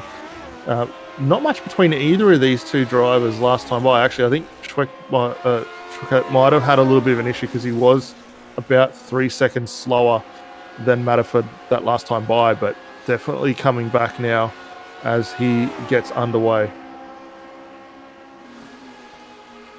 And actually, out of nowhere, Dean Ross, last time by, a 36-second sector. He was arguably the quickest car last time by. So where has he found this pace from? Because yeah, it's sad to see him down in 17th place, but he's certainly found something now as the race has gone on that's really starting to help him out. Apparently he hasn't pitted yet, Dean Ross. I wonder if he towed back to the pits, hence why it's not showing up on our screens. But he just did a 33.54. Ross is about a lap and a third off the lead, however. So it's not going to serve him too usefully, but he's certainly throwing that late 79 into each one of these corners. Briggs ahead of Soko now. Not sure if we saw that one. Briggs just did a 33.43. Flying along now is Briggs, and Matt Moss is 18 seconds ahead. Still got 30 more laps of this race to go. It's going to be marginal whether or not we get every single lap in. So half distance was about 33, wasn't it? Yeah, we're not. Yeah, it's going to be really marginal, isn't it? What, 1 hour 40? Is that 1 hour 45? Yeah, we should get every lap in then. For these just only just. Yeah, it's definitely going to be very tight, maybe 1 or 2 lap difference to see how it goes. This is a look at the move for Briggs to see where he got down. He was able to get the car turned in nicely through 5, where we saw a little bit of 2 wide action, only a couple of laps back. Up the inside into 6, actually just runs it across the nose there. Ahsoka gets it in through 7 and 8 and able to drive through nicely up into 9. So there was a pretty easy move there for him. All respect once it was done, but great driving from Soko's just to give him enough room to get that car through. But these two definitely in this second stint, and we've said it quite a few times, have definitely been the class of the field. Further down though, Paul Jones in 15th. He's got Grant Matterford just ahead of him, so he's closed up very, very quickly over the last few laps. We've got 4 cars now pretty close together, so Grant Matterford just ahead of us here. 2 up is Justin Schweckert, and then Joseph Daly right at the top, turning into 7 and 8 now.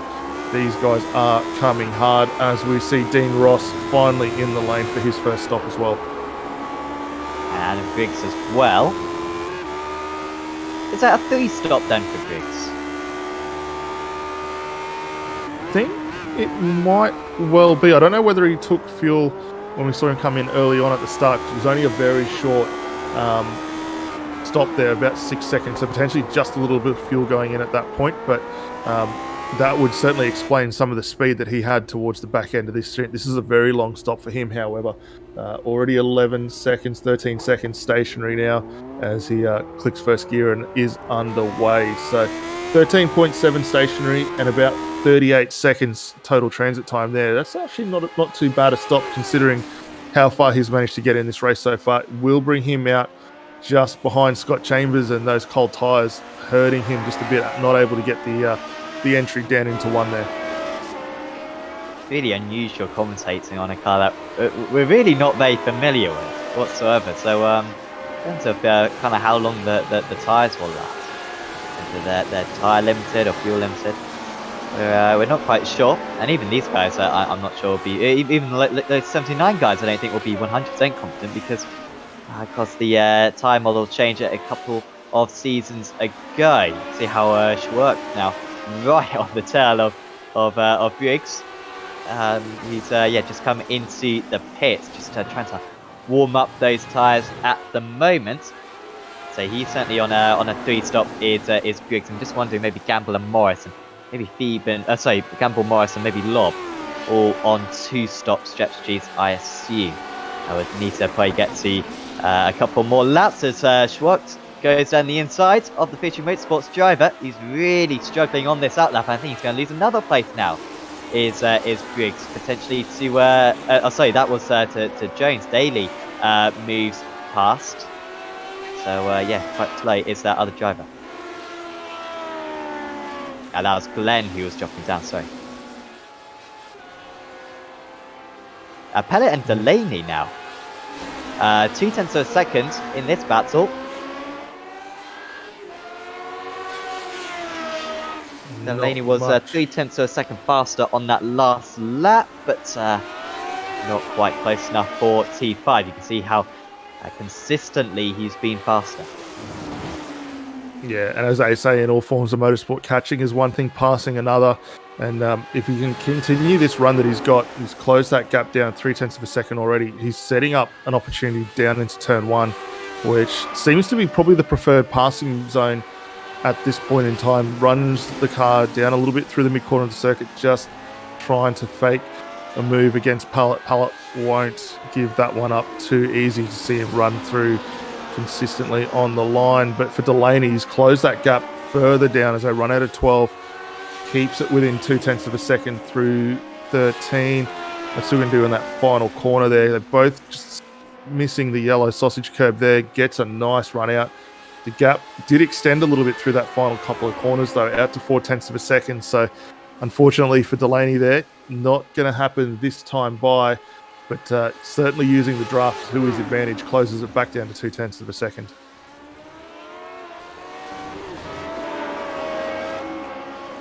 Delaney took less fuel actually at the last pit stop, so even if he does get past Pellet, he'll have to pull away a little bit because he will be stationed for a couple of seconds longer for his next pit stop, and also have to pit a bit earlier as well. Here was the different pit stops. Briggs one is a bit weird. I'm not sure how legit. Maybe that is legit for Briggs. Yeah, I guess that makes sense. So he pitted on lap 1 and then managed to put loads of fuel in, put a full tank in, and then managed to get to that distance. So I guess everyone is on a 2-stop after all, not a 3-stop. Briggs, he had to go for that mega long stop, and even at the end of it was extremely fast. And everyone else pretty similar, but it's just how long you make this second stint compared to how long you make your third stint, which is where the disagreement comes from the drivers. I wonder if we go back to the race because Timothy Beeben has been able to turn this race on its head. Remember, he was back in 4th place. He was lower than 4th place. I think he was perhaps even down to 6th place at one point in this race. He started in 9th. So really messed up his qualifying lap. And was a little bit by himself earlier on, back when he was running in 4th. But taking less fuel for this second stint as seemingly worked because he is running less fuel than the other drivers. Hence why he's lapping a bit faster, but that's only a small part of it. I think he's just mega confident. It's incredible how much this race has changed since the first stint when he was really no challenge for the front 3. Now he's easing away from them. Yeah, definitely. And I think for a lot of drivers, we've said it quite a few times tonight, it is a big change in normality for them coming out of the GTs or V8 supercars moving across to the 79. So for Thieben, he's been there or thereabouts in that first stint. Didn't really show a nose up with the top three, but wasn't that far behind them at all. And as the time's gone on, the race sort of come to him. He's found that little niche that really suits his style. He's keeping the pace very consistent. His best earlier on in the race was a 1:33.4. Last time by a 1:33.8. So 4 tenths slower over a course of 40 laps. It's not too bad at all. As you can see from the graphic down in the lower right there, you can see he's continued to extend the gap over Darren Lobb. And Lobb's certainly no slouch in these cars. He was very fast early on when we saw him battling with the likes of Scott Gamble and Matt Morris. And to have been able to extend as much of a gap as Thieben has done already just shows you how in tune he is with this car at this point in time. He's got to be the favourite for this race now. We'll have to come into the pits quite soon, I guess. It's difficult to say, but you can certainly get to the end of the race easily from this point. So the pit window's open. He has had to deal with a lot of traffic as well as Thieben these past couple of laps. Delaney's almost got past Pellet. Was for a moment about half a tenth of a second between the two of them down into turn one, but couldn't get it done on that occasion. Maybe into four, we've barely seen an overtake into turn one. We have, I think it's been around the outside rather than the inside. Once again, we don't see it. It's a fantastic test for any car this circuit. It's certainly not every driver's favourite, but it's genuinely thought to have been a very good addition to the iRacing service, and hopefully iRacing will be announcing what car they've got the track data for, a new European Grade 1 circuit. They have said they are going to get the data for. Could be a number of circuits, Mugello or Hockenheimring, Paul Ricard or Red Bull Ring, Hungaroring perhaps, even the Kimi Ring. There's a couple of others as well that could be. So looking forward to that. Yeah, really looking forward to seeing kind of what they bring out as a new layout. I think the A1, the Red Bull Ring could be a really good circuit. I mean, it's fantastic in GT cars, awesome in open wheel single seaters. That's almost a bit of a no-brainer, really, to get a really solid circuit like that in the books if the opportunity arises. Pallet, after last time almost losing the spot to Delaney, has actually been able to extend quite a nice gap, 6 tenths of a second now, down into one. So for Delaney, he's going to have to reset now, take a little bit of time, find the groove again, close that spot back up and look for another opportunity to get this done. But he'll be ruined not getting that completed last time by. Almost as though if you get held behind for a lap, then it can kind of turn into 2 and 3 and 4 laps, and it almost gets more and more tricky to overtake as time goes by. It's almost better if you can carry the momentum past your driver, because once you get stuck behind, it's got to be able to overhaul them. Even around this, especially around this circuit, I guess, with the tricky overtaking areas.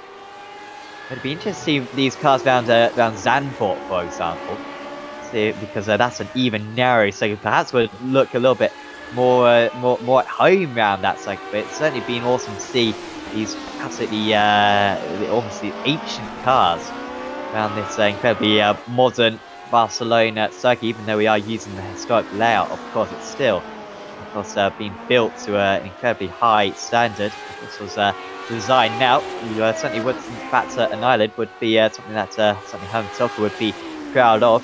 It's been a fantastic, been really interesting. Hopefully, see more of these special events being hosted by Aussie Mixed and Fixed in the future for future Week 13s. Also, a big thanks to Race Management Service for sponsoring this event, and they also help out with the top 10 shootout that you saw earlier on.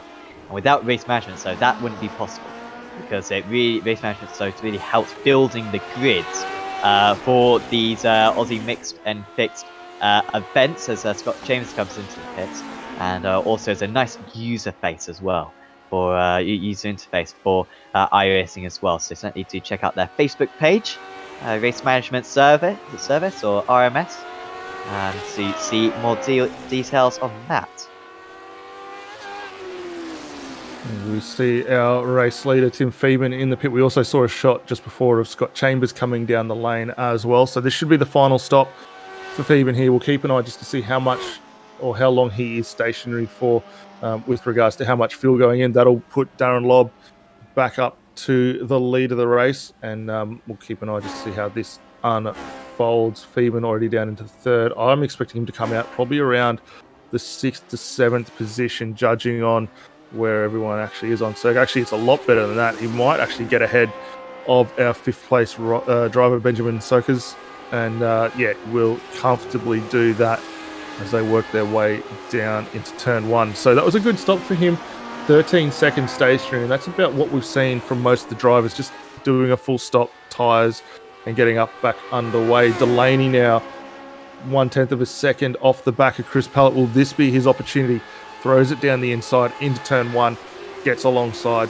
This should be that position done, but it's not being made easy. Pallett certainly fighting back, slides the car a little bit wide through 2, keeps it ahead through turn 3. That's a fantastic run for Pallett to maintain that opportunity. And for Delaney, now that he's lost that momentum we were talking about before, Sam, he is struggling to get this car parked. It's only turn 1, isn't it, where he seems to gets him close enough 5, and well, he gets close through 3 to be honest, but he never gets alongside into 4, which is pretty much where you need to be in order to make a move through 4. And then 5 as well isn't much of an opportunity. I haven't seen him get close into 10 either. So it's all or nothing into turn 1. So as long as Pellet can kind of fend that off, get a decent run through the final corner, then usually it's alright. Once again, he's just too far behind into 10. It's not a long enough straight for him to catch up. Hopefully, I'm sure Delaney will be absolutely reveling this. They're not really losing time to drivers ahead or drivers behind. They're kind of by themselves at the moment, are those two. So they can pretty much just battle one another. They are the two cars that they are focusing on. Here is a down Lob. Has he made a mistake, Lob? I'm saying he's pretty close to in fact, he's behind Morris now. And this is why, spinning it round, crucial mistake there for the former leader, down Lob. And then another half spin, and then going into the wall again.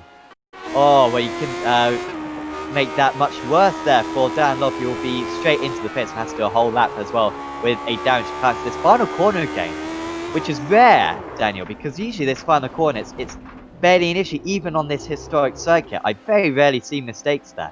It was seen 2 big incidents. Yeah, it's not very common. I mean, you are pushing extremely hard to try and get the opportunity and run down the front straight there, and for Lob just running that fraction wide, kicked up the dirt on the outside of the corner there in the gravel trap, and ultimately rotated that car around. So very unfortunate for him, and as you say, has had a long way to go to get the car back to the lane to come back in for his stop. So he's been able to stay, or only lost the 1 position there to Matt Morris. Lost 2 positions with Gamble and Morris both going by. So this is going to be a big ask for him now. What can he do when he fires in? So gets in the lane, not too badly there, runs it right up to the yellow markers before getting it on the limiter there. So we'll see how long he's stationary for. We know the guys around him about 13 seconds, but if anything, this is really helping Tim Phoeben out now. Already passed after his last stop. Lob going to be ruining that opportunity down through the final corner. I imagine he'll be able to keep 4 for Lob, but I think that's as good as it's going to get for him. So he's already back underway. 8 seconds with a brand new car as well, as long as he hasn't already used the fast repair. These drivers do get 1 fast repair across the day, across the race. And the 99 of Lob will just about stay ahead. It does cut the white line, but I think that's a bit of leeway that the iRacing gives you. So Lob, back up into 7th place. And is ahead of Briggs, crucially, who has pitted already. Briggs for the 2nd time, but he's way ahead of Briggs, so that should be no worries for him as Stockton Show Away goes past Lob. Once again, these new tyres for drivers, it's barely always, this outlap is barely an advantage whatsoever, because it takes 5 or 6 corners to really get them into a decent decent temperature. Yeah, Stockton momentarily back up into 7th. So that means that Scott Gamble and Matt Morris should have the podium locked in now. Gamble now leading this race as Morris now comes into the pits. So Morrison, he will drop behind Theben, and probably behind Soko as well, but should still be ahead of Chris Pellet. Because Soko yet to come into the pit. So there goes Theben already past him before Morris even comes stationing. This will be a mega quick stop for Morris. I mean, once the tyres come off, I think he'll be straight away. Barely any fuel taken, and Morris back out onto check. 8.5 seconds stationary for him, and yeah, he is still ahead of Pellet, thankfully for him. So he should be able to set some good times with 20 laps to go.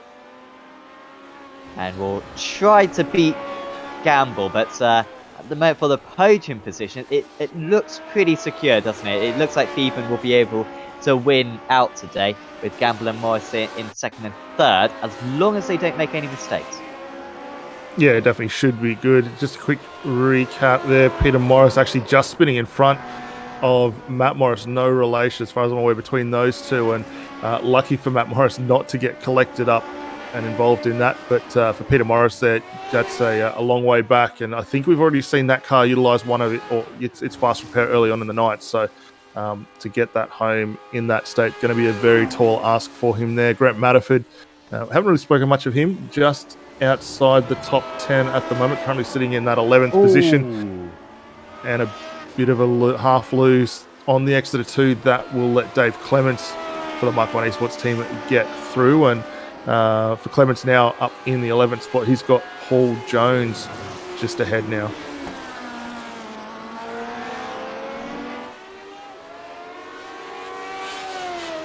Clements had a slow start. We've barely seen Clements today. He has actually pitted twice, to be fair to Clements, so he can go to the end of the race, so he'll get ahead of Jones. Don't think he'll get any higher than that, because Love and Griggs further up have both made their second stops as well. Top 10 for Clements. Considering he hasn't been running the top 10 for the whole race, if he could get to check a flag in 10th, I think he'd be decently happy with that one. Matterford's still yet to pit behind him. Morris is into the pit. That's the rookie Morris. By the way, I don't think we've said it all day. The stripes, what they mean. So it doesn't mean a whole lot in this series, to be fair, because they're kind of based, I think, on the GT rankings. But if you're purple, then you are an elite driver. If you're green, then you're a pro driver. If you're amber, you're a amateur driver, and if you're red, you're a rookie driver. So that's kind of how this series works, which is very good. Means that there's a few different championships, something for everyone to fight for. But like I said, there's so little experience for all of these drivers in this car. It doesn't represent too much. However, Theben is well on course for representing the elites very well and taking this victory. Yeah, definitely. He's been able to really put a very good race together tonight. I mean, as I said, he wasn't quite there. Stint 1 came on super strong through the second stint, and now while he's got a 14-second gap to Scott Gamble, don't worry too much about that, because Gamble will need to come down the lane for a stop. But Theben, yeah, doing a very good job at the moment, and that'll be great for the team. They'll be really looking forward to getting this. While it's not the GT Championship, it is still a special event, and everyone wants to take one of those out. Did see 2 last time by Ben Soko, dropping in a 1:33.38, quickest lap so far in the race. So that was a blinding lap from him.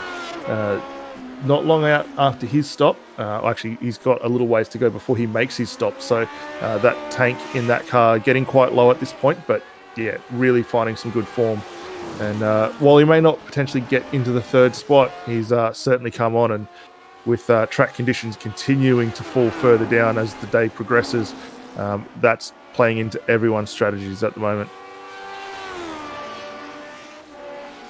Incredible to see how little tyre wear there is out there. You know, Soko with his fastest lap of the race, the fast lap of the race, he pitted on lap 23. That was 26 laps ago. he came into the pits, Soko. And yet those tyres still enough for him. I guess it's just because they put so much fuel in compared to the ratio of the weights of the car. I'm not sure how heavy these cars are, but I imagine they're like maybe like 800 kilos or something like that. And the amount of fuel that they're going to be putting in is going to considerably increase the weight of the car. So yeah, as they kind of drain that tank, it does get a lot faster. And that is what Soko is finding at the moment. And Gamble is extending the lead at the moment, out in the lead. Well, he extended it for a lap or two. But certainly much more even to Theben than it was earlier on. That was why Theben, I think, was so quick for the second stint, because he was running a lot less fuel. But whilst he was running less fuel, I think that the majority of it was just down to some extra pace that he was being able to deliver. And now Gamble's got less fuel. He's being able to fill out the gap slightly, but not at a quick enough rate for him to be able to pit and come out ahead. Got about 16 laps to go after this one. We're expecting Gamble in any lap now. We've already seen his teammate come in, of course, after a mistake for Matt Morris. Apologies, not teammate, but yes, let's see a mistake for Morris earlier on, but Gamble stays out for one last time, perhaps. Still securely in the 33s. This will be another strong lap, I imagine, for him at 33.67. Only a couple of tenths slower than his best lap of the race, and that gap to Theben might just edge out a little bit, up to 14 seconds now. Yeah, and I was quickly looking just in the background just to confirm the weight, and also thank you to Scott for confirming as well. So 575 kilo for these cars, so very light for them. I also made a mistake, which again I'm going to have to apologise for. I said it was a 6-speed. It's only a 5-speed in these cars, and the all great sounding Cosworth V8. So for the guys, as they're getting the fuel down in them, they're still finding a huge amount of time to be gained as this race continues on and they get towards the end of their next stops. We're right on board with Tim Theben. He's got the wounded car there of Peter Morris to contend with, able just to step aside and allow Theben to come through. But Tim's starting to close down the gap a little bit more to Scotty Gamble. He has been able to further extend against Matt Morris as well. So we're still going to likely to see our three from earlier on with Gamble, Theben and Morris looking to wrap up the podium. But Soko, if you can come in with a blinding stop, we've only got 15 laps still left in this event, might be just the surprise cork in the bottle here, potentially on for a surprise third position if he can get that car in and out relatively quickly. Soko's currently 33.91. Oh, that was a good lap for... actually, what did Morris do? 34.41 for Morris. He needs to go faster than that, Morris. He did have a poor third sector, to be fair. Soko should lose approximately 20 seconds when he comes into the pit, so he'll be behind, but he basically wants to be as close to Morris as he possibly can be. And will have fresh tyres as well later on, though we don't think that's too important for these drivers. I don't think there's too much of a drop-off over a stint, and Soko stays out again. So these drivers earlier on, when they came in for their first pit stops, they really put in a lot of fuel, as Pellet gets back past Morris, who runs wide again at the final corner. Well, first he's wide there because there was a car spinning on the inside of the circuit. I wonder who that was, and then Morris, maybe a little bit still off put by that, runs wide onto the gravel through the final corner. So that's another second and a half he's lost, Matt Morris, and Soko is getting closer and closer. Yeah, from Morris there too, he was very fortunate not to have had a similar result to what we saw for Darren Lobb and Edward Van Vels, with both those drivers finding the wall, running off through that final corner as well. So he was able to keep the car straight enough and get it back, and ultimately hasn't lost a huge amount of time to Pellet. It's only 3 tenths or just over a second between these two now, so he'll be able to close it back in. Got the tyres now, should be nice and clean now after going through that little excursion through the dirt, and he'll be back on pace pretty quickly. So just thinking about it, I almost forgot that about Darren Lobb's mistake. But of course, Lobb, he was running in second place. He'll be behind Soko now. When Soko makes the pit stop, Lobb will probably still be behind in 7th place. Lob with that, I guess, more fuel than Soko, just struggling to match him at the moment. So Soko has been able to get up into 4th place. And like you said before, a podium is now possible for him. Now up to 16.5 seconds. Like I said, 20 seconds he needs to get the gap up to stay ahead, approximately. Pellet comes into the pits for the final time. And Scott Gamble, by the way, still staying out fast off the race at that last time for Scott Gamble. 33.27, gap up to nearly 15 seconds. He's been able to extend it from about 13 seconds to, 14.7 it is now. But, yeah, he needs to get to about 20 seconds to make this race. But it's been fascinating to see this different strategies used by these drivers. There's been such a massive range of strategies being used. We don't quite see this in the GT series. Even with the Endurance, I guess when we get a good safety car like we saw at Sonoma, that was interesting to see when drivers were taking tyres. But see the fuel make such a big difference with the weight of these cars, with the competitiveness of the cars. It's something we never really see. Maybe we see it a bit in the FW31, the Williams 2009 car. But that we see very rarely. It's nice to see this different type of race evolving. Yeah, it's been really interesting to see. I think for all the drivers and teams that have been out there, they've done a fantastic job to adapt as quick as they have. I just want to quickly point out that we just saw Scotty Gamble nearly drop in to a 32 as Soko comes in the lane, a 1:33.09. That's a blisteringly quick lap as he closes down on the end of this stint here. So if we can see him hit a 32, now that he's got that groove, he's on it, I would expect that we're going to see that come through. But no, for everyone, I think the strategy has been absolutely fantastic tonight. We've seen some really interesting opportunities of what drivers want to do. Unfortunate for Brigg involved in that earlier incident. He's now finding his way still into 7th position, but he has been exceptionally fast since he was able to get that car back underway. Potentially actually going to move actually a little bit down. He's 4 seconds off the back of Soko, but remember Soko's got those fresh tyres. So he'll have a little bit of an advantage over this first half of a lap. We'll see whether he can close it in. But yeah, what could have been, especially for the likes of Briggs. But yeah, for everyone else, though, absolutely awesome racing.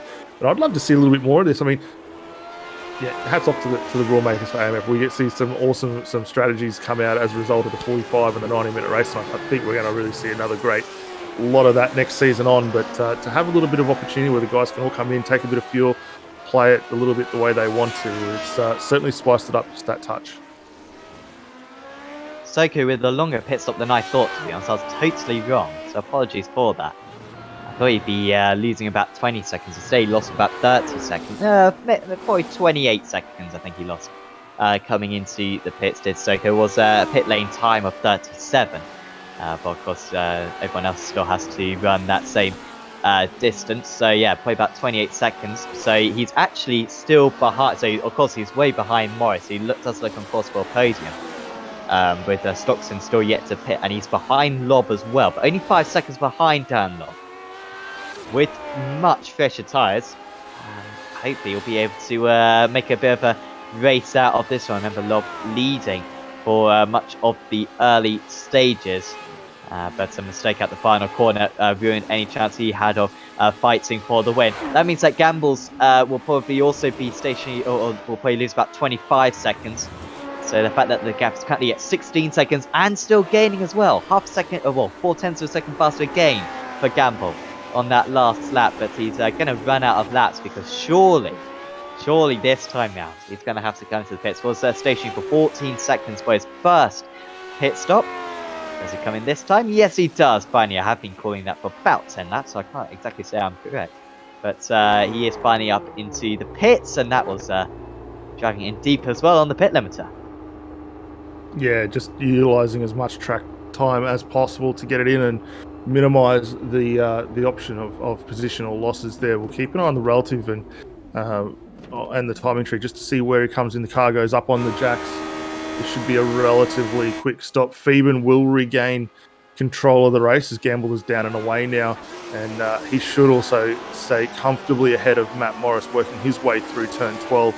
About to drop into 13, and for Morris, not able to get that car much closer out towards the front. For Phoeben and Gamble, these guys have really played the strategy very well. You can see up on the track map, as Phoeben works his way up into turn 4.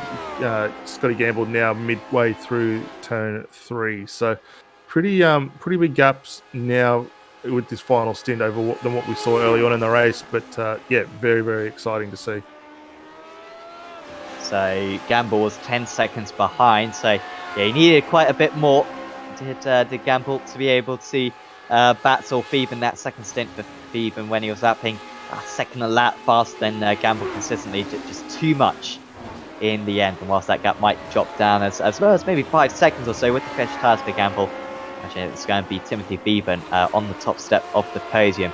Once again, Morris looks, it doesn't look completely secure in third. Stockton still needs to come into the pits, of course. And then Lob and Soko not catching up to Lob at the moment. I think those tyres still warming up for Soko, so it's actually 7 seconds behind now. And then it's Briggs, Pellet, Delaney, Clements, Jones into the pits, Madaford, Hawkins, and now with Ross, who we're watching, he's got Schwark just behind him, 1.6 seconds behind is Schwark, and also Hawkins as well. Just losing a bit of time up ahead. Was 1 second faster on that last lap for Ross, and also a bit faster on this lap as well. In fact, an awful second sector for Schwark, I believe, losing about a second or so. But you can see on the timing time, you can also check out the live timing link in the description provided by SDK Gaming. Kind of white times at the moment between everyone, so about 1 second between each of the drivers. Stockton finally does come into the pits, and he should come out in, well, I think he'll come out comfortably between Delaney and Clements. There's a nice pocket where he will come out in 9th place, I imagine, for Damon Stockton. Yeah, I think that's a pretty safe assumption there. I mean, he's pushed it very long into the race. It will still be about an 8-second stationary time when he gets down and away. But yeah, with the gaps that are starting to form up, that's probably about right. We see him rejoining there, just behind the wounded car of Peter Morris as well. So Pete just stays to the wide, allows Damien to come through. So now for Damien, it's going to be the first lap and a half, trying to get those tyres back up to temp and pressure. He has got himself quite a comfortable gap advantage at this point in time over Dave Clement, so that should be pretty safe and secure for him. But further up through the field, I think everyone else pretty safe at the moment. Hullett and Briggs, about the only close battle we've got as we just watch our 10th runner at the moment. Dave Clements working his way around for Mach 1 Esports team. Very quiet night for him, it must be said. Yeah, I was saying earlier on how we've barely seen him, but up into 10th now and pretty much by himself. Struggling at the moment is Soko. So Soko was absolutely storming on. Remember, he set the fast up the race at one point. He was in the low 33s. Ever since he's put this new set of tyres on and made that pit, so he's back into the mid 35s now. I've been 2 seconds slower than he was earlier on, and you can see how overcast it is. The track is getting cooler and cooler. It's getting faster and faster. Down 34 now. It's about 10 degrees cooler than it was earlier on in the race, and yet he's being absolutely hounded by Briggs. 35.9 that last time round for Soko. Is this just a case of it's impossible to warm up the tyres? Because sure, he's got a bit more fuel in the car now. He's got, what, 8 laps of fuel in the car, but earlier on he was setting low 33s with 5 laps of fuel in the car. What's going on for Soko? Yeah, I think they're just struggling to turn the tyres on. I mean, as you say, we were quite a bit hotter track temperature-wise a little bit earlier in the day, about 4 o'clock, and 41 degrees, whereas now we're down to 34, as you see the on-track temp still down in the corner there. But he's just not able to get the tyres turned on. There's a car out in the grass, or I think that might have been Morris. But for Soko, actually going to lose a spot here to Briggs. Briggs nicely down through 7 and 8. That's a very good move where he's actually pulled quite a few passes off. But yeah, weird to see Soko struggling at this point in time, knowing how quick he was early on in the piece. And Briggs, by the way, he's in 33s. Is Gamble, so. And he's pitted around the same time as Soko. I think he pitted after Soko. So why Soko is so slow, I'm not quite sure. Maybe that's why he's struggling qualifying as well. This Soko, just struggling to warm up the tyres. Maybe just struggling to really turn them on in a short amount of time. Ross and Hawkins are really close to one another. Ross behind a back marker at the moment, so he needs to try to clear this drive. In fact, is that a back marker? I think that might be one of the leaders. In fact, I think that is Soko, is it? Yeah, it is Soko. He wants to get past Soko because he's slowing him up. That's how slow Benjamin is at the moment. And Benjamin is only 6.5 seconds ahead of Delaney. And just lost nearly 3 seconds to Delaney on that last tour. This is a tricky situation. Oh, we got Delaney into the wall now. Just as he was on course for perhaps a top 5. Or top 6. He's made a mistake. Or was it a collision? This was with Stockton, I believe.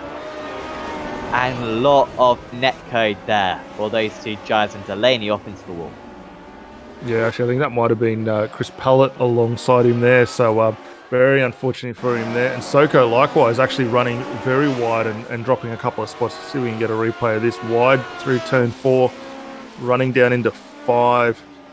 So just a lock break there. Runs it very wide, gets it off into the gravel. Luckily, didn't spin the car, so able to keep that forward momentum. But he will now lose a position there to Pallett. He just sweeps across the nose of Soko's car there. So good drive for Pallett, up a couple of more spots. Now sitting in the 6th position. Soko's still struggling and now finds himself down in 7. He's going to have to be careful too, because not that far behind is Damon Stockton as well. So he certainly has an opportunity here where he may lose another couple of positions before this one is done. Idea on the chat that maybe he put too much fuel in. He put a bit too much fuel in. He was stationary for about 10 seconds, but that's far from a full tank. I think a full tank is more like 15 seconds. So he's probably maybe got maybe 5 or so laps to spare, but I think that's probably the reason why he is going so slow. Stockton, I think, will be past him pretty soon. We've still got about 6 more laps of this race to go. These guys are going to be well, they're not. They're about half a lap behind at the moment off the front runners. Delaney Hank's coming for the pits then. Fix that damage means that Clements is now up to 9th. Just the wily old fox, Dave Clements. As Stockton goes for it into 5, and he is passed. So Stockton up into 7th now, and he made the latest pit stop, didn't he? He made the latest pit stop of everyone. And that 55, and yet he's in the 35s at the moment, and Soko struggling to reach the 35s, and he's now behind one who's got even some damage on that car. I wonder if he could ride on board with Soko, see if he's got maybe a bit of steering damage on that machine.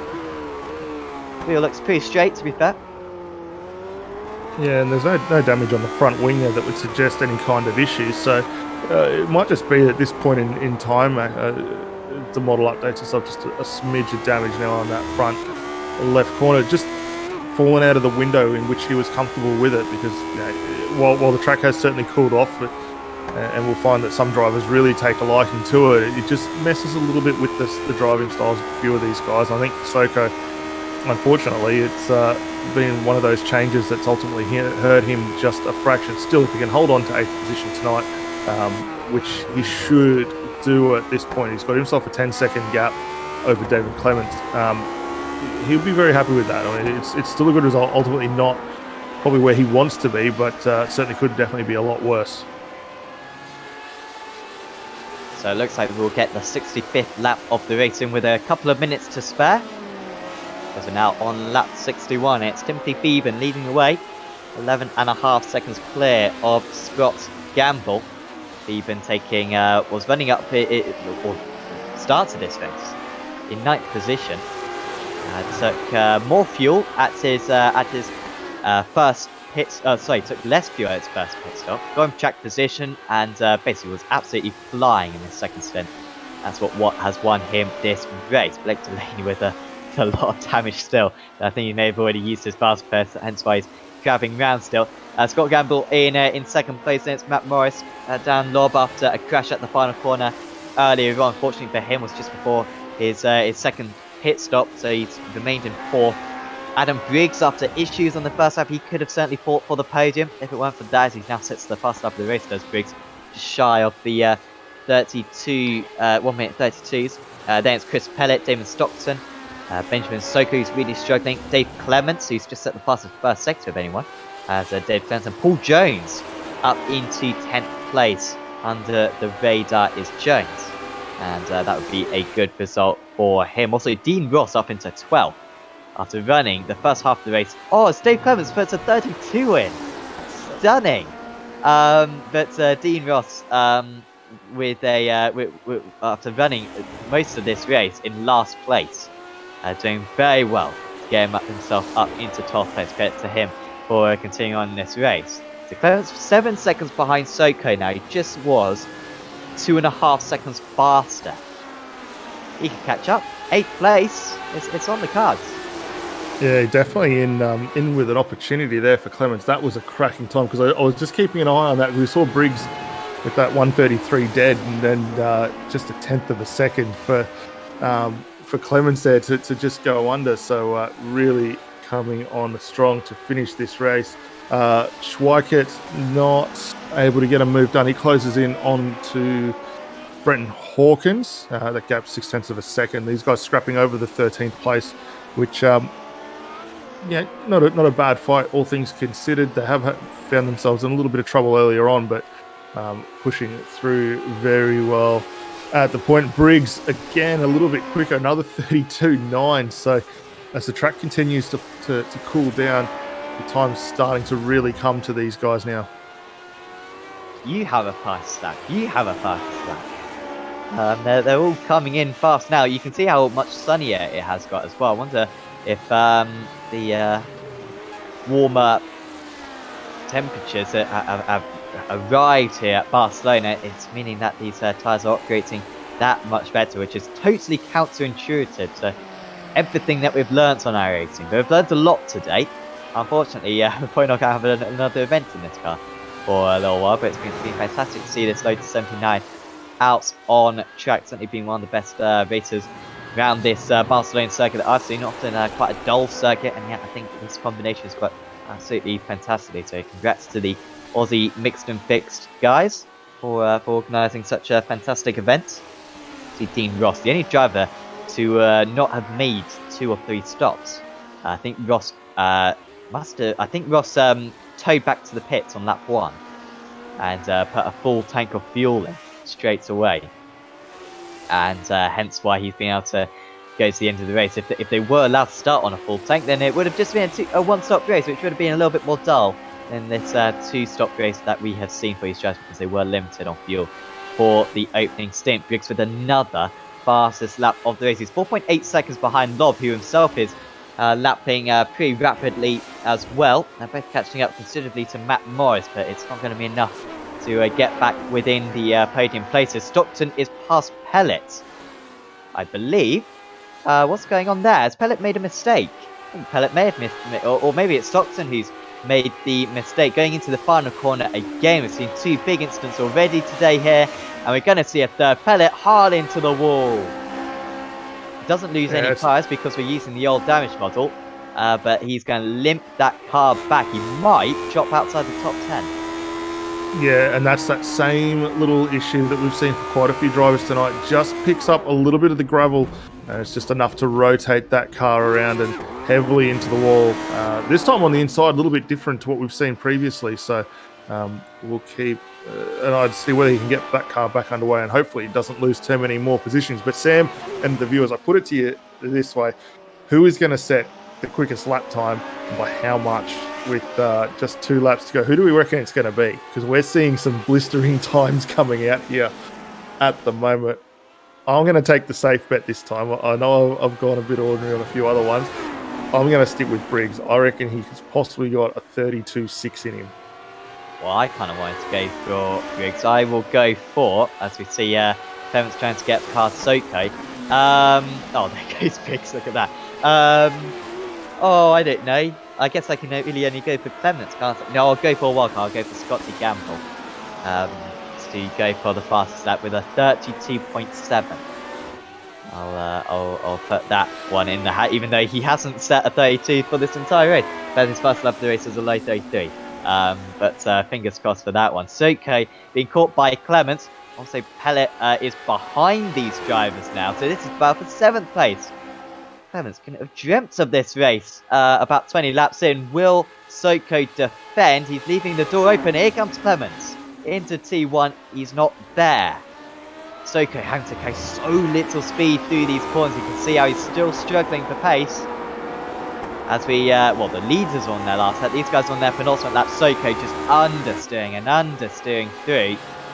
And Clements will comfortably move past. Up into 7th place now is Dave Clements. And Soko will have to take that 8th place and run with it. Because without that crash for Pellet, I don't think he would have been able to take it. So he drops into 8th place now.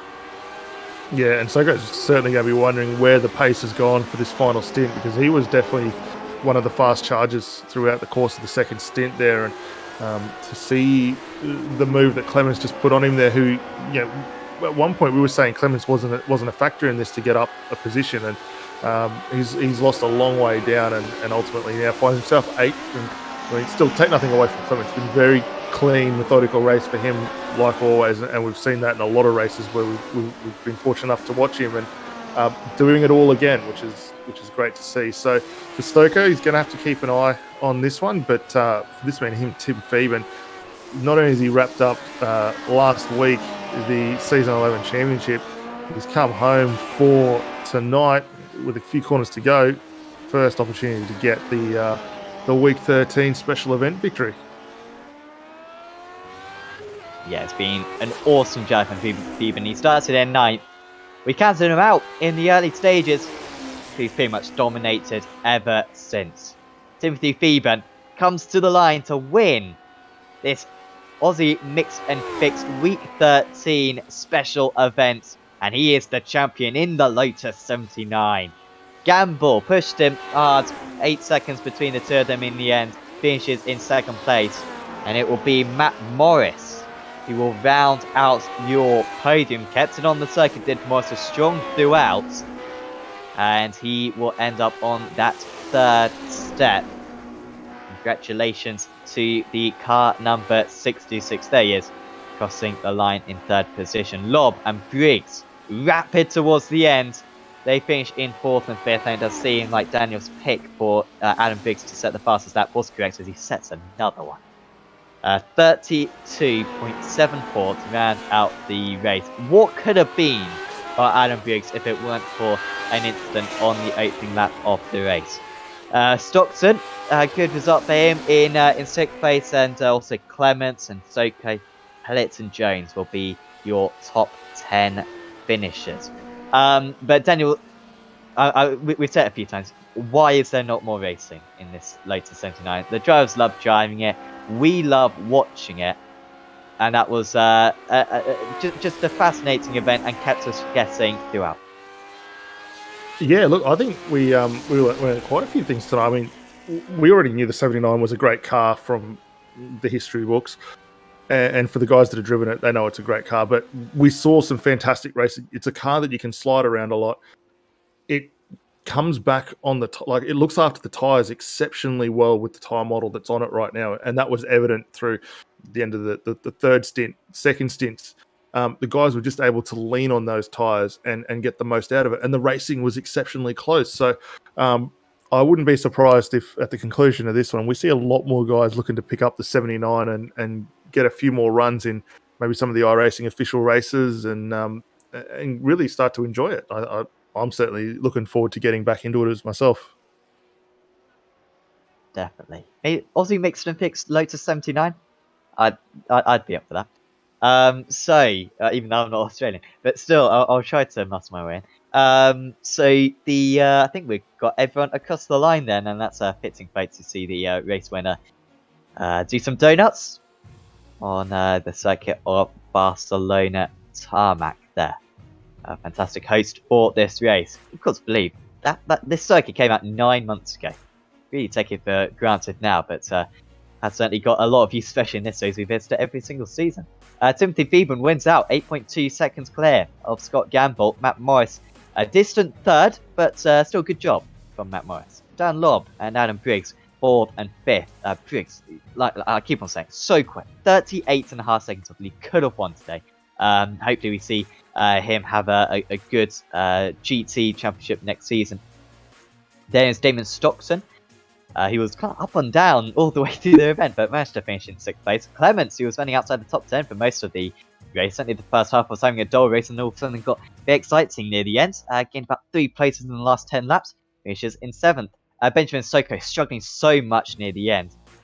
Finishes in 8th. Then it's Chris Pellet in 9th. Paul Jones, very quiet, 1 lap down in 10th place. Then it's Grant Malaford. Dean Ross, what could have been for him as well, in 12th. Justin Schwartz. Benjamin Hawkins, Blake Delaney, then it's Bradley Glenn, Joseph Daly, Peter Morris, Scott Chambers, Julian Mookie, Edward Van Belsen.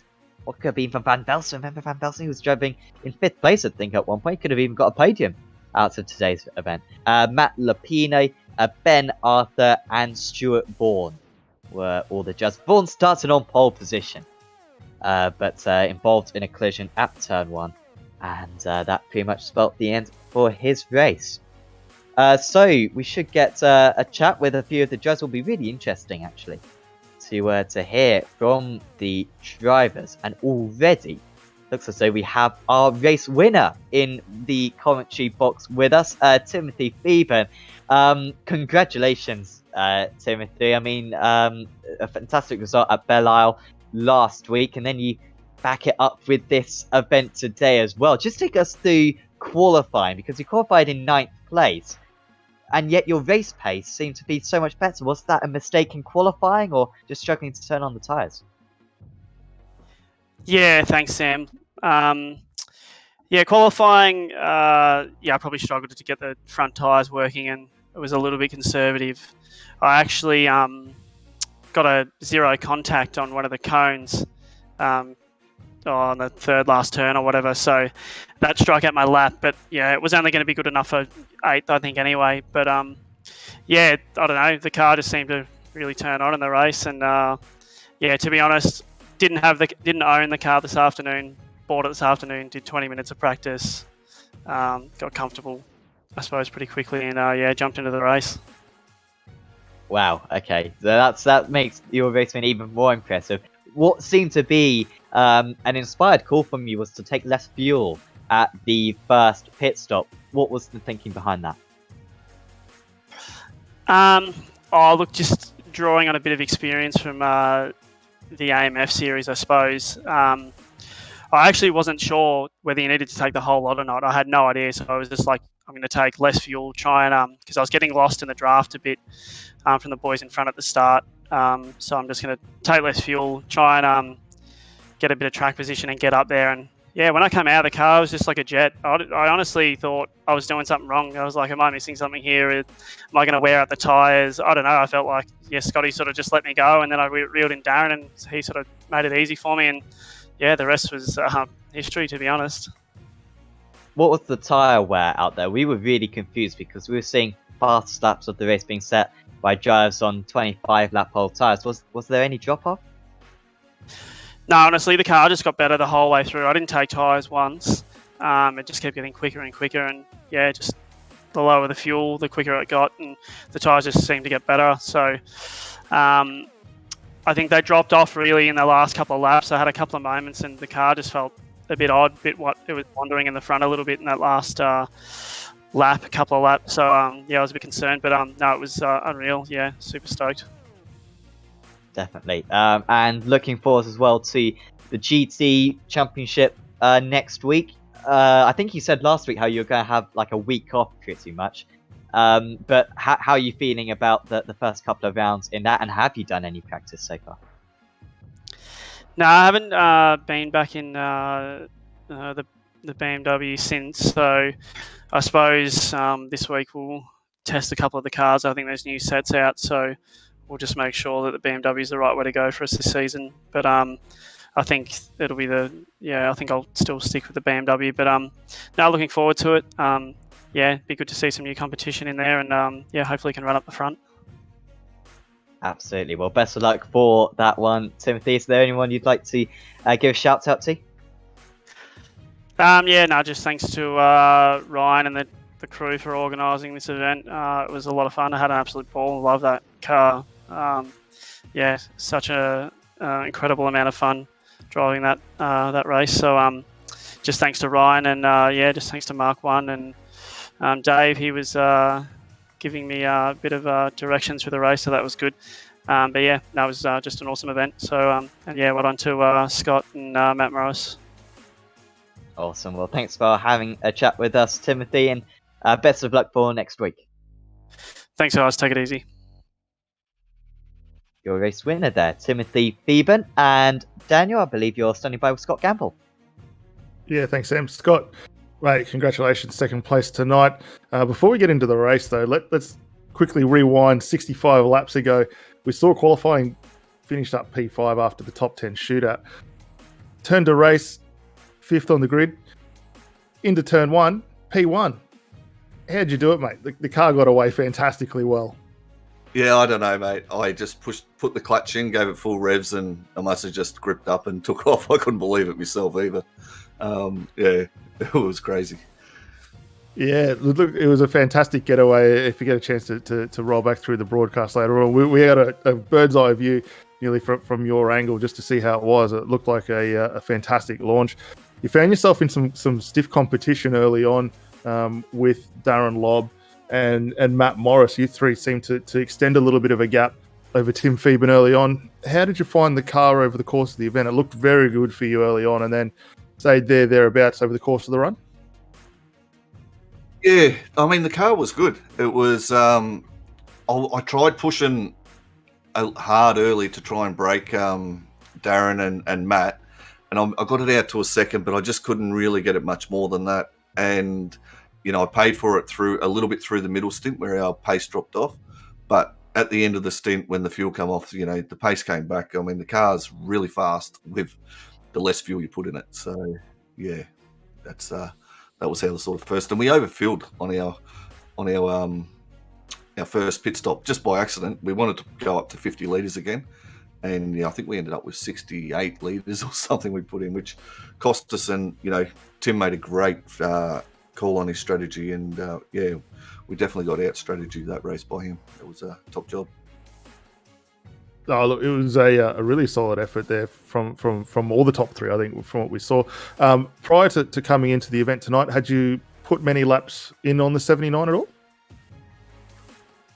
I had. I done a drive with a 4 or so days ago. They had a practice session up, and I seen it. I went, all right, I'll jump in here. And I still wasn't convinced I was going to drive the car tonight. And then I had another go last night, and I was like, yeah, I'm going to jump in and do this race because this is good fun. So, yeah, I did put quite a few laps together, testing the car over the fuel run, the fuel load of 50 litres. Outstanding. And then, obviously, we switch away from the special events for this week. Next week, round 1 for the upcoming AMF Championship. Are we likely to see you back on the grid for that one?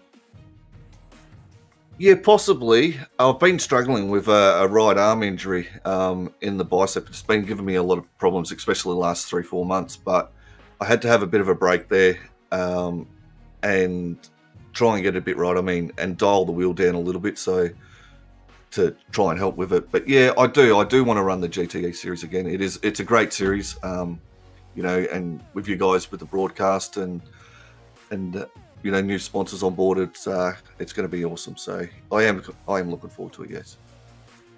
Well, mate, look, we definitely hope to see you back out on track again, having a run in that. But before we let you go, enjoy the great run for second tonight. Is there anyone you'd like to shout out and thank for helping you along? Tonight, I just want to thank the guys and girls who jumped in the stream. We had quite a few in there. It was awesome, and I was switching backwards and forwards between the live broadcast and our stream. And yeah, so I mean, we pretty much done it ourselves. I mean, I'd love to thank Evolution Racing Team. They've been great since I've been on board with them and very welcoming. But we were the lone ERT car in here tonight, and so main thanks to all the people in the stream that jumped in, and you guys as well for running it. So thank you. No worries, mate. Well, look, all the best. Hopefully the comes good very soon. We'll see you back out on track in the GTs. But for tonight anyway, enjoy second place and take it easy. Thanks, guys. See you around. So now we've got third place finisher in the commentary box, Matt Morris, in for a chat with us. Congratulations, Matt, another podium for you. That was a weird event, though. I mean, particularly in the early stages, the pace just seemed to go up and down and up and down. It was difficult to tell who was the fastest at any one time. You with us there, Matt? I think they're there. We can just about hear you. Yeah, dropped out. Sorry, guys. Aha, awesome. So, I was just saying how the pace in the early stage just seemed to ebb and flow. Oh yeah, it was quick. That was a hard race. That's really hard. Wrestling one of those things around for an hour and a half. But yeah, good race, I think. Absolutely. And what was the you seem to take quite a bit of fuel as well for your first pit stop. Did you just fill it up to the brim? Yeah, I didn't realise that we could fill the cars past what we started with. So I was sitting there and see the other guys drive off, going, "What's going on here?" And then I realised there's a little bit too much fuel in the car, and even at the end I had too much. So silly mistakes, but good fun race. And how did the track temperature affect how fast you were going? It seemed like, strangely, when it got sunny, almost it's like it got faster. Would you agree with that? Yeah, the tyres on this thing they don't fall off. They just keep getting quicker and quicker. And I don't know how many of the other guys up front actually took tyres at the pit stop. I'd be interested to hear about that. And looking forward to next season of the GT Championship, have you got your eyes on a certain car that you're going to take for the for season 12? Yeah, I think I'll be parking a Ferrari. It'll either be the green Porsche or maybe the BMW. We'll see. Maybe the BMW. I'll do some laps. I'll do some practice laps this week in it. Make a decision. Absolutely. Well, best of luck for that one. Also, next week 13. Any ideas of another car that you'd like to see? This Lotus 79 works pretty well. Any others that you feel could be used for a future event? Yeah, I really like the Nissan GTX and the Audi GTO, the old IMSA cars. I think they're brilliant. Bit underused. So yeah, they'd be good to see. That would be pretty awesome event if we could use them in the future. Thanks for having a chat with us, Matt. Is there anyone you'd like to thank before we say goodbye? Just Velocity Motorsport magazine, always supporting RMS Race Services for sponsoring the event, and obviously AMF for putting on the event, and you guys for covering it. And that's about all. Awesome. Thank you very much, Matt. And best of luck for next week. No worries, guys. I'll catch you around. So that was Matt Morris finishing in third position, and we got one last interview, and it's a very special one. Daniel is standing by with Ryan Kolstad. Well, yeah, that's the most important one of the night. Ryan, it was a absolutely great race out there from our point of view with the 79 and Barcelona. From the steward's perspective, how did you find it out there tonight? Well, first of all, I'd like to thank you guys for putting on a great show again. RMS for sponsoring this event. Without them, our series don't run properly, so yeah, really want to thank RMS for that. Look, the event was fantastic. In the steward's eyes, we were a little bit worried with Barcelona whether or not we were going to have the big one into turn 3 or 4 or something like that. And whilst there was a bit of a bingle into turn 2, it was really just a racing incident. So other than that, we had a pretty quiet night in the stewards' booth. Justin and I just had a bit of a chinwag for 2 hours. So from our point of view, that was fantastic. But the race looked like it was a really good race, and there was a whole heap of different strategies going on. So we weren't really sure who was going to win it until about 20 odd laps to go. So it was a fantastic race. Yeah, I think the drivers really all stepped up another level, obviously making the switch from the GTs, coming across to the open wheelers. Very different as far as driving styles go, but everyone seemed to get on top of it really quickly and adapt very, very well. We put a bit of a bit out. Well, I had a bit of a bet with Sam at the end there just to see who we thought was going to get the quickest lap, and we were quite surprised to see it drop all the way down to a 32.7. Were you guys expecting that, given what we saw in qualifying at all? No, the temperature dropped off dramatically at the end there. I think it ended up being 32 degrees by the end of the server. I think it was into the mid 40s at the start of the race. So the temperature did drop off dramatically at the end there. And yeah, Adam Briggs dropping into a 32.7, which is a phenomenal pace around that track. Dave Clements did a 32.9 as well. So, the boys were putting in some really quick times at the end there. Yeah, definitely. I mean, we almost thought Scott Gamble might have been the first to break into a 32 when he knocked out the 33 dead. But yeah, I think for everyone else, it came down very, very, very well indeed. Switching gears, we go from the open wheels, from a special event, back to the traditional GT format next season. Really looking forward to seeing that. Obviously, we saw repeat win tonight with Tim Feber not only taking the championship last time, comes back, takes the championship in the special event. Where were we looking at going forward for next week? Yeah, look, congratulations to Tim. He's had a fantastic last 3 months in AMF, so it'd be great to see him rock up next week with the number 1 on his car and see if he can defend that title. We've got some changes for next season. We change things up a little bit each season, so we've got some new rules coming in. So qualifying is going to drop from 30 minutes down to 20 minutes, so it's really going to put the onus on the guys to really make sure they're on top of the ball when they're doing their qualifying, because they are qualifying with full fuel loads. So any mistake in qualifying is really going to hurt them. So it should mix up the order a little bit too. We're going to decrease the amount of incidents they're allowed to get before they get a drive-through penalty. So at 20 incidents, they're going to get a drive-through penalty next season, and 35 will be a DQ. I think we only saw 1 DQ from incident points in the entire season last season, so I don't think that's really going to be a big drama. And we're doing a fuel cap on the 45-minute races. So they're going to start with the standard 50% fuel loads, but we're going to cap the fuel tank at 65%. So they're not going to be able to pit on lap 1 and make it home to the end unless they're really good at fuel saving. So it's going to bring a whole heap of strategy into play next season. So we should see some really good strategy races next season in the 45-minute races. Well, I'm just going to take the strategy playbook out and just toss it in the bin now after that one, I think. Given what we've seen with the fuel strategy and the like. So it gave us some really good perspective in the last couple of seasons to see with some of the strategies the guys have tried, having a complete change like that with the fuel caps and the like. I mean, we're starting from a clean slate here as far as that's concerned. So I'm really looking forward to seeing what the guys can do. But Ryan, before we let you go and enjoy another great... Well, actually, I've got one more question I've got to ask you. Are we likely to see more of these great Week 13 events like we saw tonight? Yes, we used to run them every Week 13. Justin and I took a bit of a break from them for a little while, and I think seeing the turnout we had tonight and what a fantastic race it was, we will put more on. Generally, we do something very different, very strange each Week 13. You could see a NASCAR car on a road track next season. You could see an MX-5 on an oval track.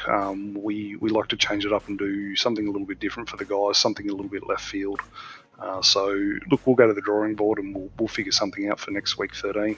There's actually 2 Week 13s next season because it's a 14-week season next season, but we're only going to do 12 weeks for the GT series. So we may have 2 special events back to back at the end of this season. So we'll see what happens. Ooh, could be exciting. Well, we'll definitely look forward to that. Obviously, now we're going to switch gears and get ready for Starter Championship next season. But look, mate, thank you very much for everything yourself and the team do behind the scenes to bring the fantastic racing that we're seeing here already. I know Sam, Scott, thoroughly enjoyed it. But yeah, definitely looking forward to seeing it back out again next week. No worries. Thank you very much.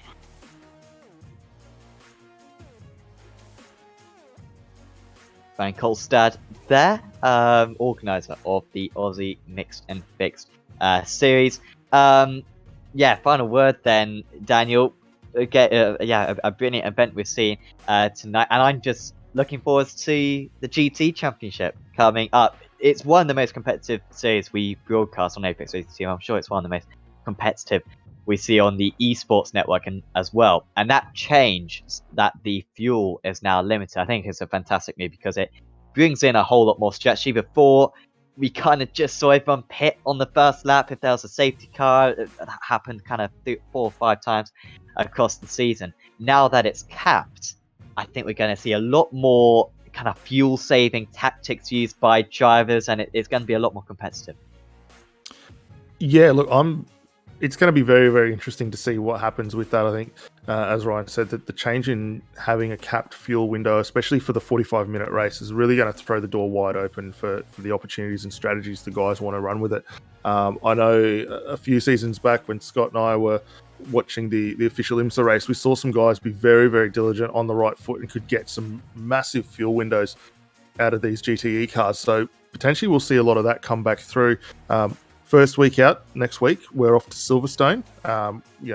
That circuit in itself, while there is some high speed, or quite a bit of high speed around there, there's some quite technical bits where the guys are going to have to be really careful on the throttle to try and extend that fuel window. So, we may see, where the guys tonight tried to get those passes done quick, clean, straight away, we might see them slowly close up, try and maintain a little bit of an advantage, use the car in front to coast, lift and coast a bit through some of these corners to try and extend that window that fraction more. It's anyone's game. I mean, it's really exciting to see. Obviously, we've got a new defending champion, new defending champions, I should say, across all four categories with the driver standings. So it's going to be really exciting to see what happens. It will be brilliant, won't it, to see what occurs for this next 12 weeks, the season 12 of the Aussie Mixed and Fixed GT Championship. You can catch every single round on Apex Racing TV and on the iRacing Esports Network. And as Daniel was saying, we head to Silverstone next week for a 45-minute race. You do not want to miss it. If you've enjoyed this video, please do leave a like on it and subscribe to the iRacing Esports Network, because there's so much more stuff coming up, including tonight. If you want to get some early GT action, you can watch the Apex Racing League GT Championship running the GT cars. That will be at Phillip Island. That's a Euro series, so that will be on at about 19 GMT. Would be fantastic if you could tune into that. That will be the first time that's ever been on the Esports Network. It will also be on Apex Racing TV, of course, where we host loads of different events as well. Certainly recommend subscribing to that. Some 20 to 30 events every single week. So I'm sure there'll be something to quench your racing thirst. And so we'll see you back next week for round 1 of season 12 of the Aussie Mixed and Fixed GT Championship. But for now, from me, from Daniel, and from Scott, once again, it's Beeben out on top. We will see you back soon, very soon.